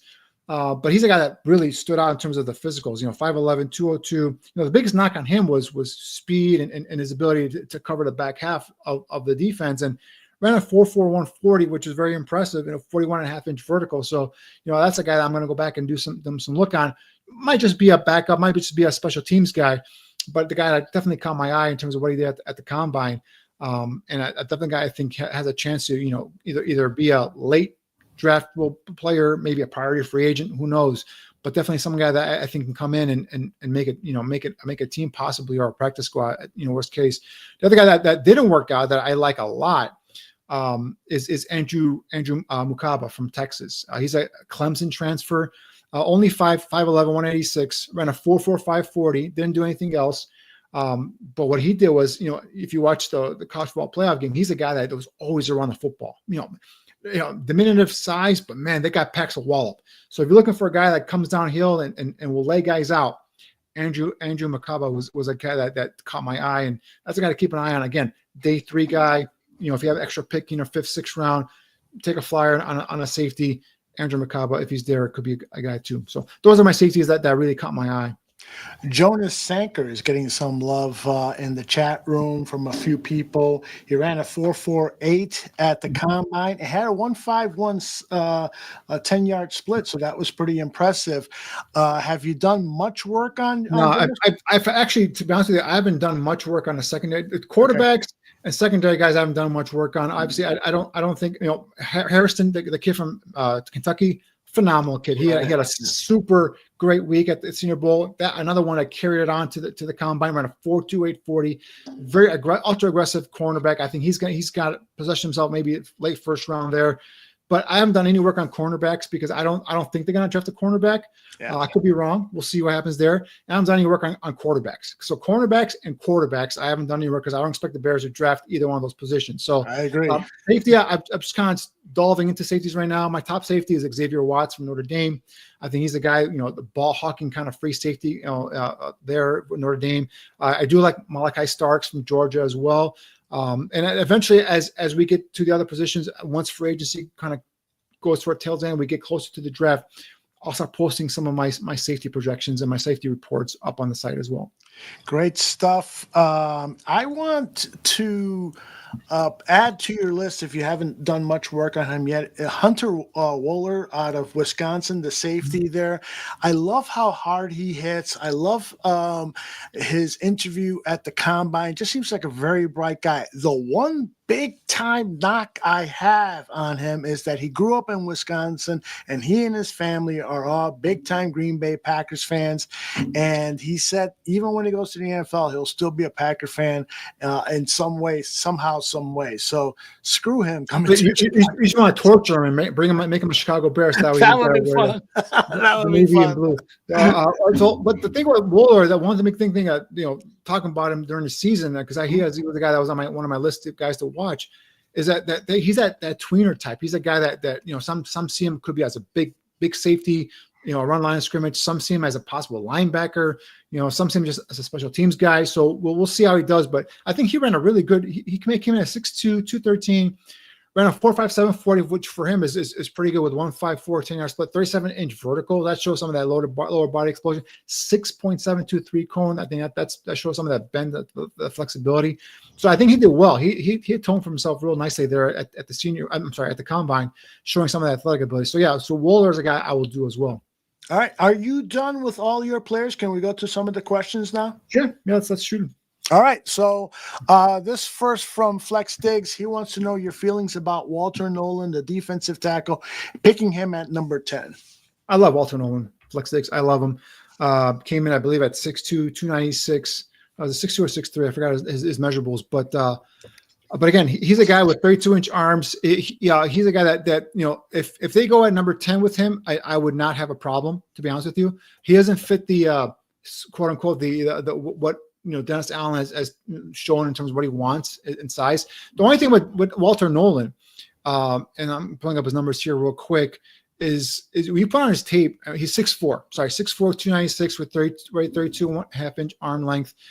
When you pull up his tape, he pops at you. And I've always said, if you're gonna watch a kid's tape and you're gonna grade him, grade the flashes. And when he flashes, I mean, he looks explosive. He looks unstoppable. But the problem is the consistency isn't there down in play in and play out.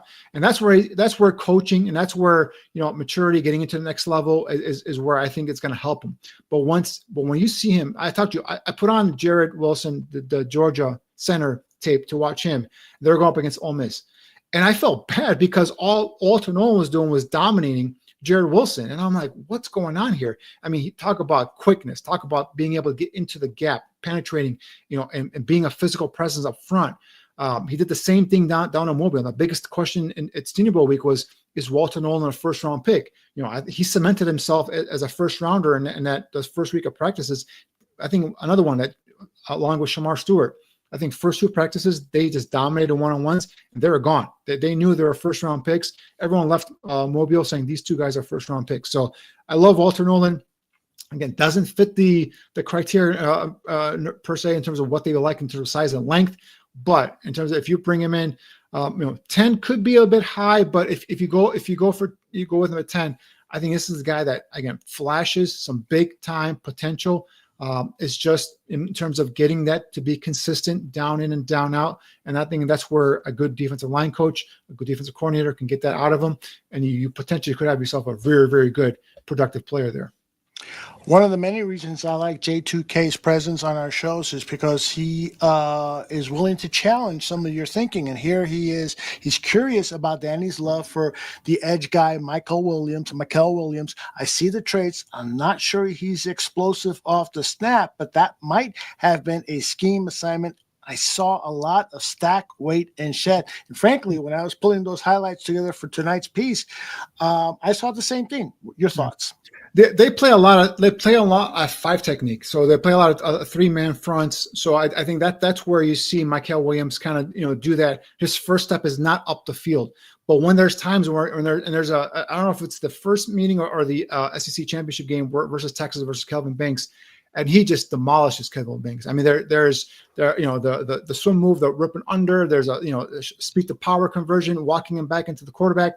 So there are times when you let him go.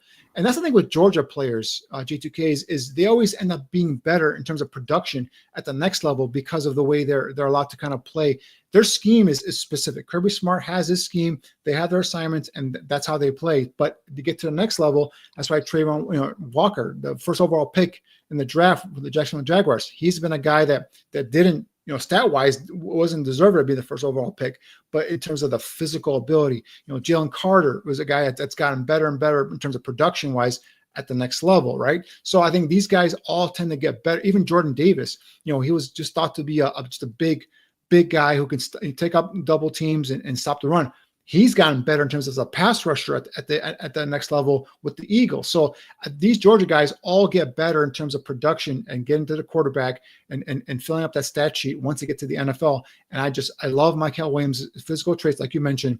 I just think he's a guy that's got that first step, ability. He's got the long arms. Yeah, he's got to. You've got to fine tune his repertoire. He doesn't have the full, tool set in terms of pass rush moves, but man, when he does put in that swim move, when he does put in the up under rip move, or converts speed to power, he's very effective getting to the quarterback.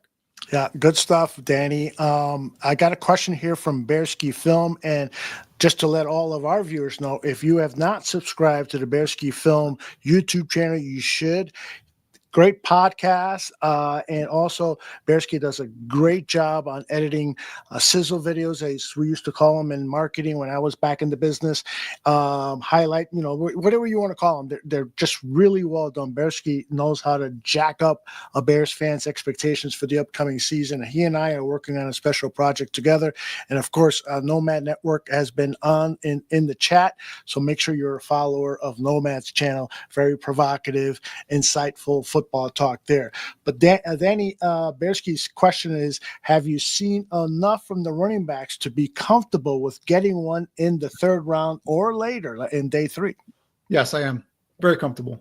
If you want more of a bell cow, running back, Omarian Hampton or even a Genty, you probably have to get him in the first couple of rounds.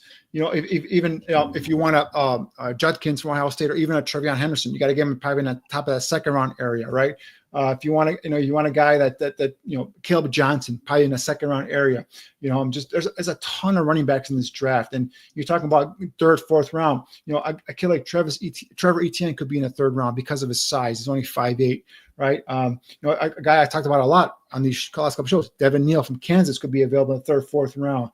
Brashard Smith is a converted receiver to running back. Gives you that big play speed ability. He's later in day 3. RJ Harvey from UCF, DJ Giddens, who I absolutely love out of Kansas State. It's probably in a 3rd, 4th round area. So there's a ton of running backs, especially because from what Ben Johnson said, he's a big fan of DeAndre Swift. So Swift, from what it sounds, again, things can change obviously, but from what it sounds like, DeAndre Swift's got a role on this offense.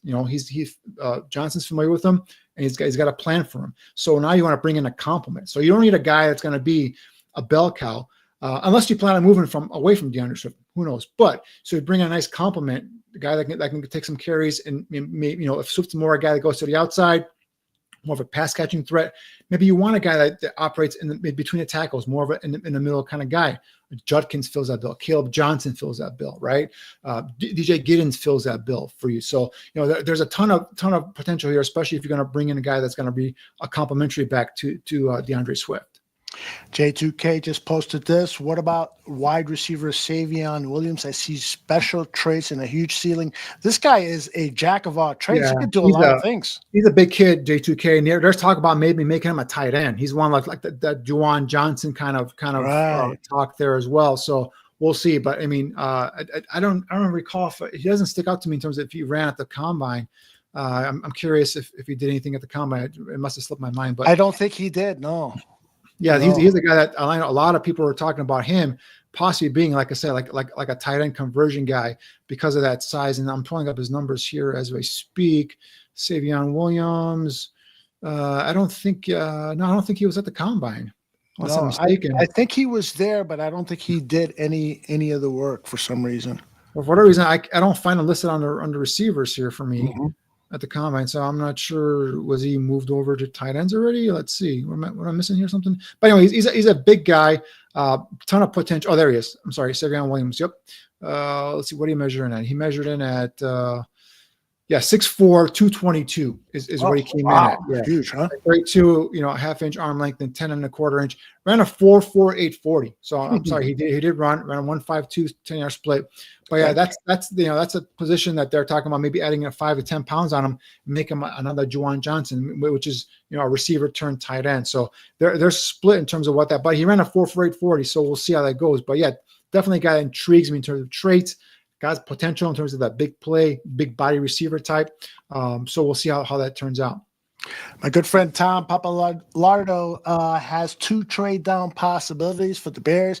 Denver at 20, they want Genty, and the Falcons at 15, they want Jaylen Walker. I have been playing around a lot with these trade down possibilities.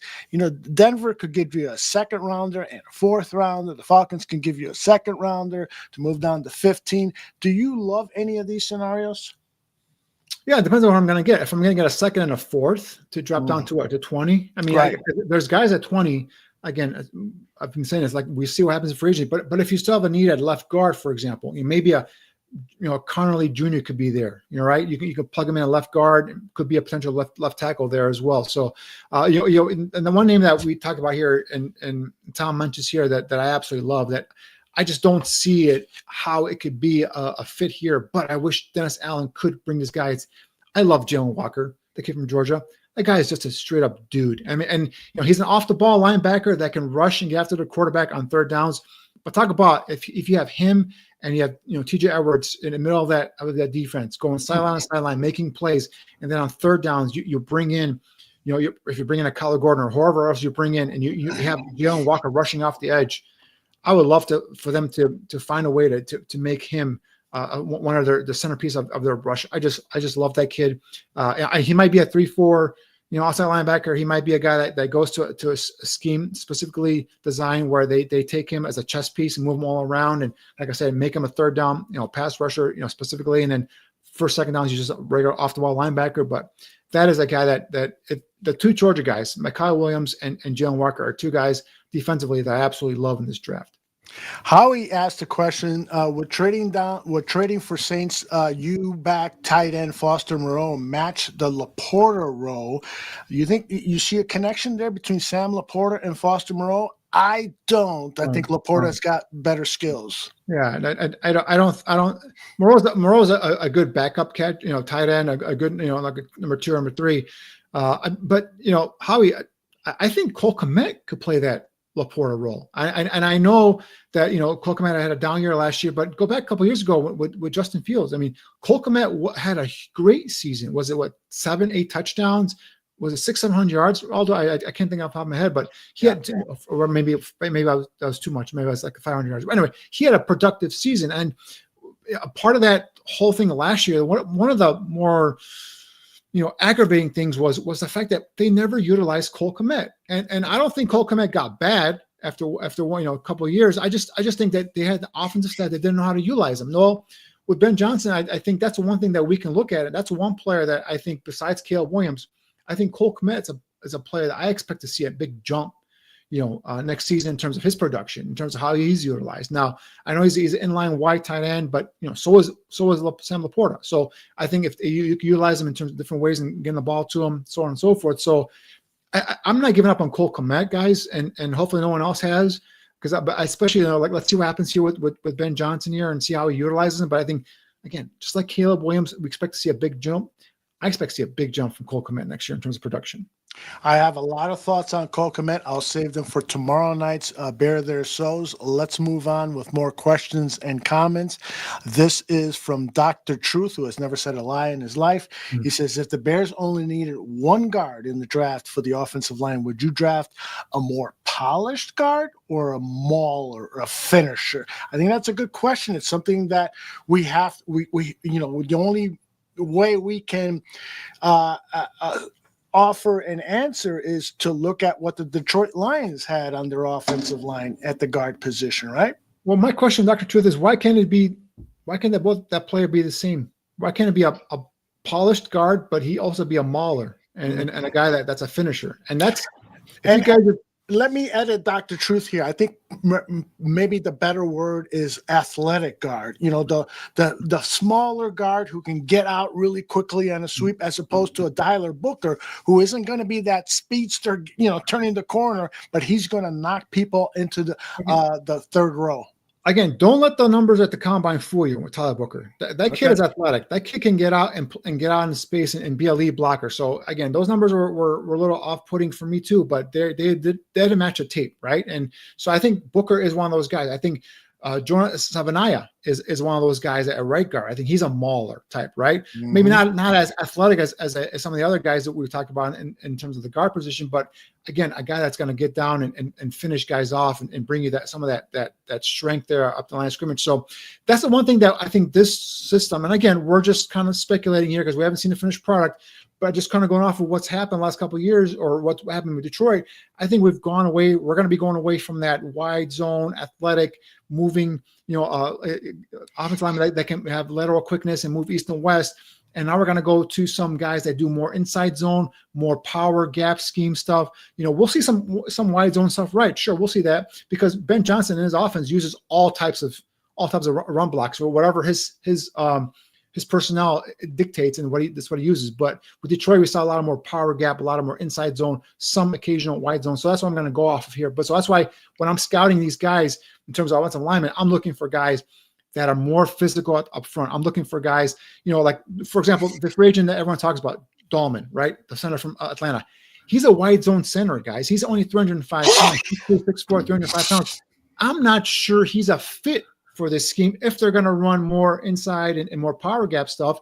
So we'll see what happens there. So that's why a kid like Jonah Jackson might slip over to center and they might bring in another guy at left guard. So to answer your question, Dr. Schutz, I want a guy. I think they're going to want a guy that finishes. They want more physicality up front. They want guys that can get into the pads of defensive linemen, displace, turn them, move them, get them off the line of scrimmage, and help reset the line of scrimmage, as opposed to previous years where I've seen more guys moving laterally, where you kind of flow defensive linemen one side or the other, and now your running back kind of sees the back hole, back gap, opening up, plants and goes. So I think we'll see a little more of a shift there to more of a power, more north-south blocking as opposed to east-west blocking. Good stuff.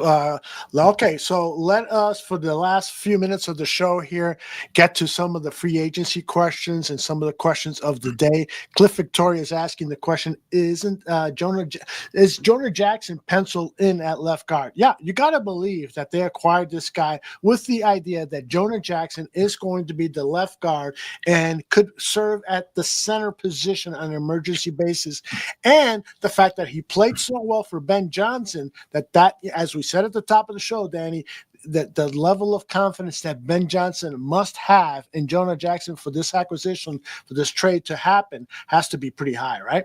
Right. So there's no doubt about it. This is not a Ryan Poles move. This was a Ben Johnson guy. Ben Johnson said, "Go get this guy," and Ryan Poles just went in and did the deal and got him for him. So this is definitely a Ben Johnson move.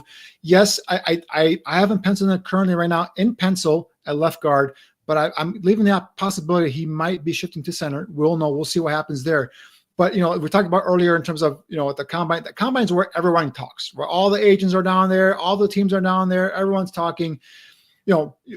Again, and this is something that I know Greg Gabriel's told Aldo multiple times, and I agree. This is lying season, right? So whatever you hear, take it with a grain of salt. But I reached out to a couple of the guys that were down there, and I just, hey man, just give me something. What are you hearing? I'm not saying it's clad, it's going to happen, but give me some names that are associated with the Bears.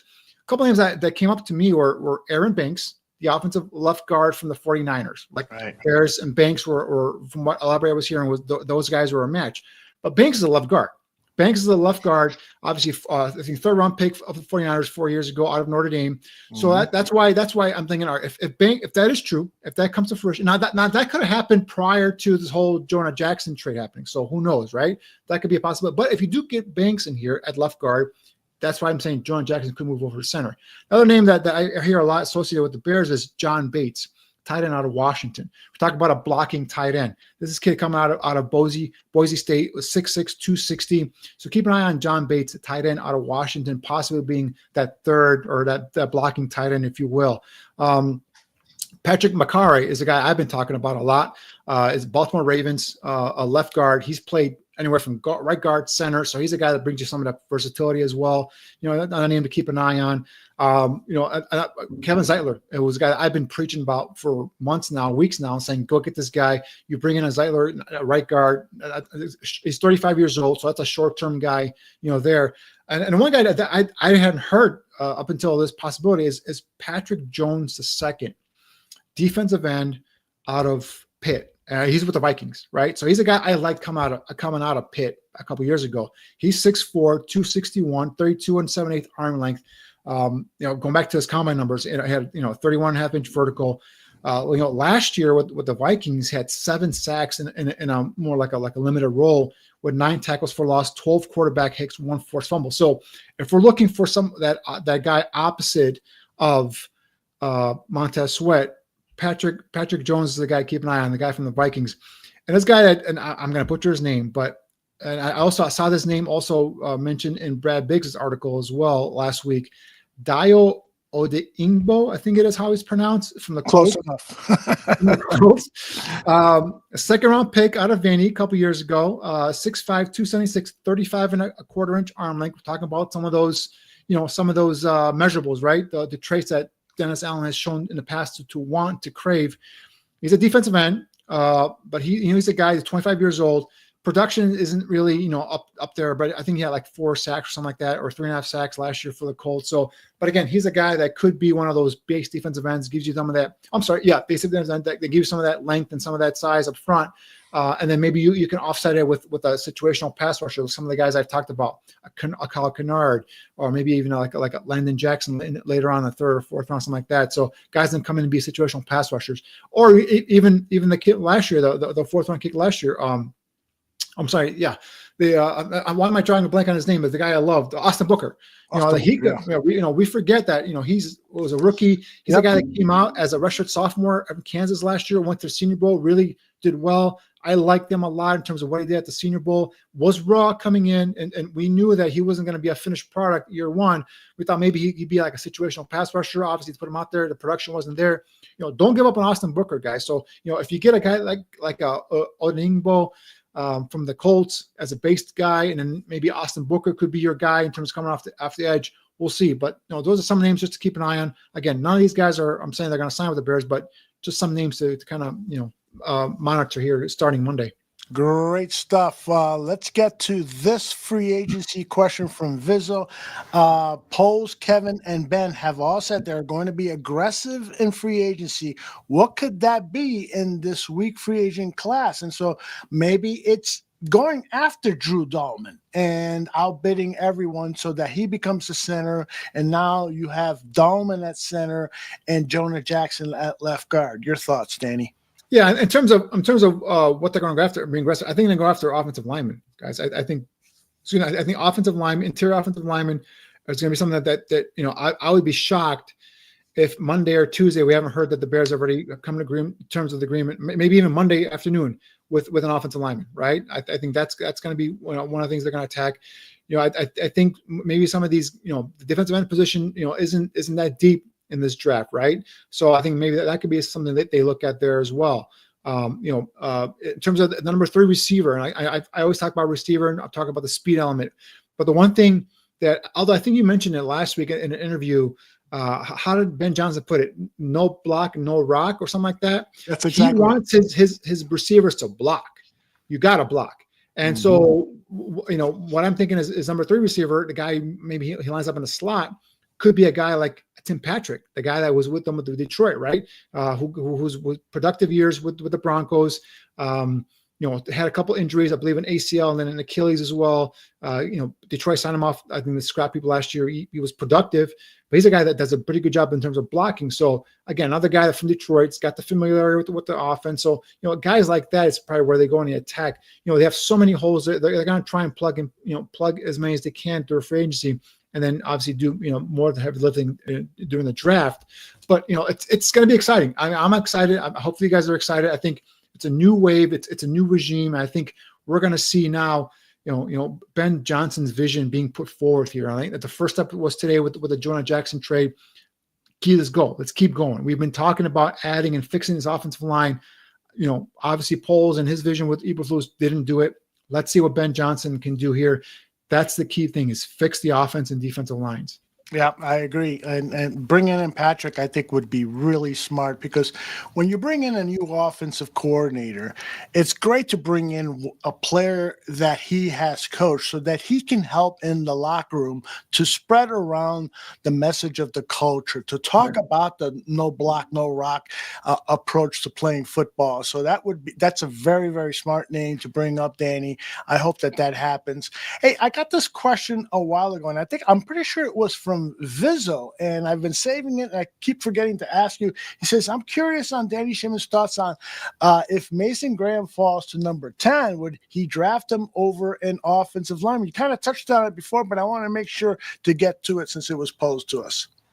I'm a Mason Graham fan. I think he's a guy, obviously the production, hasn't been, their stats aren't eye-popping, but he's a guy that I think in this draft, he's probably the best thing you're going to get to what we thought of as a traditional 3 technique. A guy that's got some twitch to him, guy can get up into the gaps, strong hands. You can see him grab, rip, and pull guys down and be very, very disruptive in the backfield. We talked about those 32-inch arm length. And I think a lot of people scoff at that, say, oh, well, look at his tape. And I agree. And his tape is good. It's not eye-popping. It's not, great, but he does, present himself on tape as being a disruptor. But I think that's going to drop him. As you saw post combine, a lot of mock drafts come out. Now you're seeing Mason Graham going past 10, right? So, and just go back to what I've talked about earlier in terms of Dennis Allen, what he likes.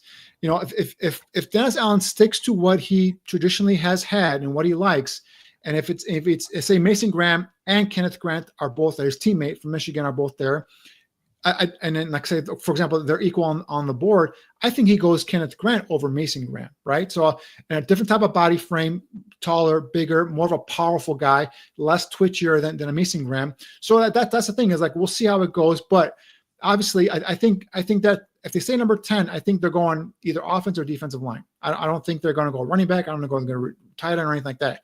So we'll see how the board falls, if any trade scenarios come in that attract them, that makes them want to trade down. But I think they say number 10, it's either going to be an offensive lineman or defensive lineman, obviously all dependent upon what happens with the draft, or if one of the, the top players in the draft somewhat falls to them, I think they can go best player available there too. We've got tons more questions, but I'm going to cut it off there. But I am going to entertain this from Bear Truth 9. He says, Aldo, let's do a quick pre-free agency draft by Danny and yourself. 3 rounds, only 1 trade. No, we're not going to do it, Bear Truth 9. But I promise you, we will have a post free agency draft, and that's next week's show that we'll have with Danny. And I will also give you this. I did a draft the other day. Let me see if Danny can evaluate my first 3 rounds. You've done this. How many have you done so far? Like 10, 12? I do like 2 or 3 a day. I swear to God. But you know what it is? What's Donna got to say about this? So you're saying, oh, babe, I'm working. Donna, she's out spending money. That's what she's doing. She's happy. So here's what. I traded down because I'm a big advocate for trading down, and I acquired Josh Simmons at number 21. It's unlikely that he will actually be there, but it's a possibility. What do you think about getting Josh Simmons at 21? First of all, I've already see you. You have a couple of favorites there. You look like you fall in love with CJ West and you fall in love with Efton Stevens. So I think they're every one of your mock drafts so far. But listen, if you trade down and you get a Josh Simmons at 21, Jesus. He might not play this year, and I'm okay with that because that is your left or right tackle of the future. And that I love that kid. Like I said, if it wasn't for the injury, he's probably a top 10 pick, maybe even the first offensive lineman taken, right? So I'm good with that one. Right. Shamar Stewart, hell of a talent. We talked about some of his traits. I don't think he's there at 39, just based on what I've heard, but because he's got first round traits and talent, but he has third or fourth round stats. So the production hasn't been there. So that could be, is he going to be there? Yeah, hit or miss. I love Gray Zabel. So I think right there, Gray Zabel could be a guard. I think could be by better off at center, but I think that's a great pick there at 41. Harold Van Hinton Jr. We talked about having that move tight end. I think this is a rocked up big receiver. I think he's a guy that he obviously can stretch that seam there and be a nice complement to Cole Kmet. Not much of a blocker. Could be even labeled as an H-back by some teams. So we'll see how that goes. Alfred Collins is another guy from Texas. Big, long, defensive tackle who would fit that bill. We talked about what Dennis Allen likes. So I think that's a good pick there. And you took it off the screen. Those are the 3 rounds. I just wanted to go over the 3 rounds. Unlikely that it's going to fall that way. But again, I can't stress enough how, and I know these are mock drafts and so forth, but every time I trade out of the number 10 position, I can acquire a 3rd, 2nd rounder. All of a sudden, there is this transformation in terms of the roster that I just fall in love with. And I know it's fantasy football because these are mock drafts and blah, blah, blah.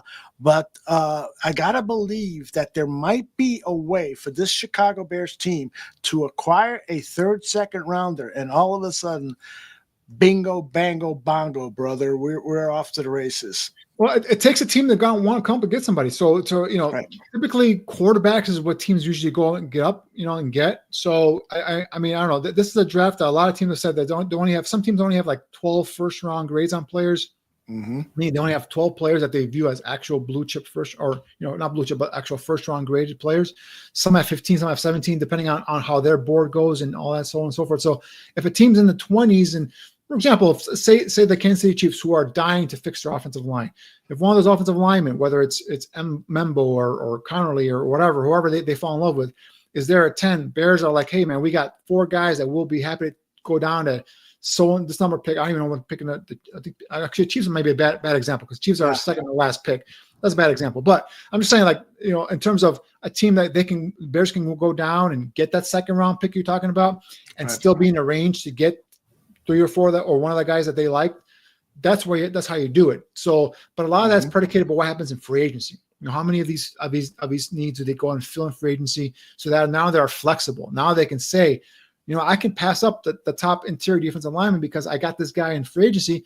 I can go back and down. I can get myself an interior offensive lineman. I can get myself maybe the 2nd best defensive tackle because now I get an extra 2nd round pick where I can address the running back position or maybe a tight end position. We'll see what happens, but it all predicates in terms of what they do pre draft in terms of free agency, and then what happens, who comes up, who wants to come up and get it, so on and so forth. So it's fun. This is like really, really, like fun time for me in terms of like obviously the breaking down the prospects and also now the possibilities in terms of what happens with free agency, what happens after free agency, so on and so forth. Indeed. All right, 539 was the highest number I saw of viewers watching us live across our 3 platforms. That is Facebook, that is X, and that is YouTube. And I'd like to ask all of them to subscribe to Danny's YouTube page. Again, it's one word, Shimon Draft Scout. And for our audio podcast people, I will spell it out. It's SHIMON Draft Scout. All of it, one word. And also give Danny a follow if you are in X. If you use that app, he's at DShimon56. Danny, what do you want to share with us about what's coming up on your YouTube page? Yeah, so I've started off with the offensive line videos. So there's 11 up there currently. Guys, go ahead and check it out. Subscribe, like, please. Leave comments. If there's players you want me to do offensive line players, let me know. Hit me up on Twitter or leave me a comment on the YouTube page. But I'm going to go from offensive line to defensive line now. I'm going to start going through some of the defensive linemen, some of the guys I've already covered today in tonight's show. I'm going to put up the scouting reports on those guys, and then once free agency kind of starts, the first phase, and then I'm going to start moving on to, running backs and other needs, because this YouTube page is specifically designed for me to draft players that I see scheme fits for the Bears and also fulfill needs. So obviously as free agency happens, some of those needs may go away. So then we'll move on to other positions. But right now it's offensive, defensive lines. I'm going to start posting those defensive line videos here soon. And then if there's no running backs selected in free agency, we'll start doing running backs. Eventually we'll go to tight ends, and then, possibly safeties and secondary players. So we'll see how it plays out, but definitely trying to, kind of put videos out there, put scouting reports out there on players that I, again, feel like fit the Bears needs and also fit the schemes that I feel like this new coaching staff is going to go ahead and implement. Got an endorsement from J2K. He says the channel is great. Very good insight. And appreciate that, J2K. Thank you so much. Yeah. So again, it is Shimon Draft Scout, and on X, it's at DShimon56. And the 56 is because it's one of your favorite players, correct? Yeah, I'm a White Sox fan, and Mark Burley's one of my favorite White Sox players of all time. And that's the number I wore for softball as well when I played softball. So 5'6". Do you still watch baseball? Do they still play the sport of baseball? Yeah, that's a rumor. I heard there's a rumor they don't play it. But I don't know. Yeah, I'm not at all interested. Being a Sox fan, these are dark times right now for me. So I'm just waiting until maybe 5 years from now and see if they ever get better again. But when I was younger, being a fan meant that it was like you are married to your team and you just will never bail on them. But they bailed on us. Mm-hmm. The Chicago Sox fan, right? And I feel betrayed by ownership and all that stuff. And yes, the rumors of new ownership coming in, it's like, music to my ears, because I'm like, all right, let's do this. Let's get them in here, because like obviously with the Blackhawks didn't become great and go on their Stanley Cup runs until unfortunately the owner died. And once the owner died, and they got better. So I'm not wishing anything bad on Jerry Renzo. I just wish he sell the team and get out and let whoever, hopefully someone who wants to spend money and put a winning product on the South Side. And, it sucks, I used to love going to, ballpark and, fresh bag of peanuts, an ice cold beer, and just sit and watch a game, get a tan. It's like you can't go. I mean, you can go get a great seat now, but the product is horrible on the field. And I just, between the traffic, between the price of gas and the ticket and admission and blah blah blah, all that stuff, it's like it's not even worth it. Right, and that's you can say that about all Chicago sports teams, and the only reason that I'm still a super Bears fan is because of my love of the game. It is the most beautiful game, and I love basketball, and I love hockey, and I love the strategy and the slow pace of baseball, but nothing compares to pro football and college football. It is, violent and yet acrobatic and ballet-like. It's just so fucking fantastic, and I'm just hoping that this is the year finally that the Bears get it together. A quick we talked about earlier, turning to my son, watching me scout, and I told him, I said, there was like a scouting offensive line, and there was a down block, and I might have been Jonah Savaiinaea, and I'm like, look how just one guy washes two defensive linemen on one block. I go, that's beautiful, and then there's a big hole for the running back. I go, that's football nirvana for me. It's like that's when I see those blocks, and I see when the scheme works perfect, and it works, and it creates that seam or that gap, and the running back runs right through it. It's like, this is what I show my son. He's like, that's boring. I'm like, yeah, he wants the 50-yard bombs. He's a Josh Allen fan. The big strong quarterback throws the 60 yards run.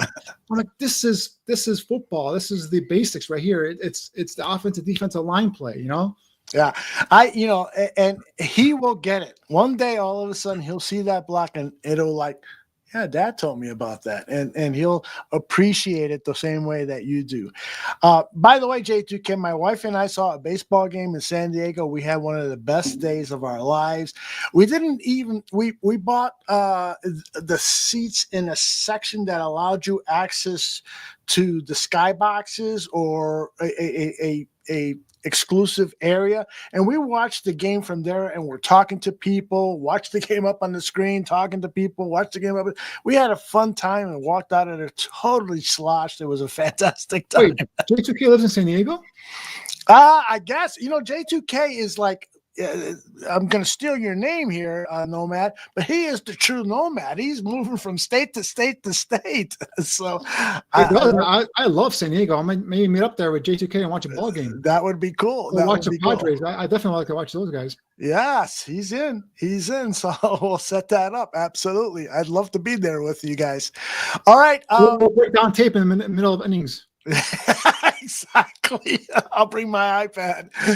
That is it for this week's show. Danny and I are scheduled to be back here Wednesday, March 12th to talk free agency, and prospects. Anything you want to add? We should have a couple of signings, hopefully. Yeah. Anything you want to add about free agency before we take off? I know you had some thoughts. I wonder if you got them all. I just a couple of guys that I know, names that I already talked about in terms of possibly being linked to the Bears. Just keep an eye on there. So I think what he's going to do is he's going to kind of similar to what Dan Quinn did last year, but a lot of veterans and kind of help set the culture. I think that's what he's going to do. But it's going to be specific to offense and defensive line. I think that's what that start there. It makes sense.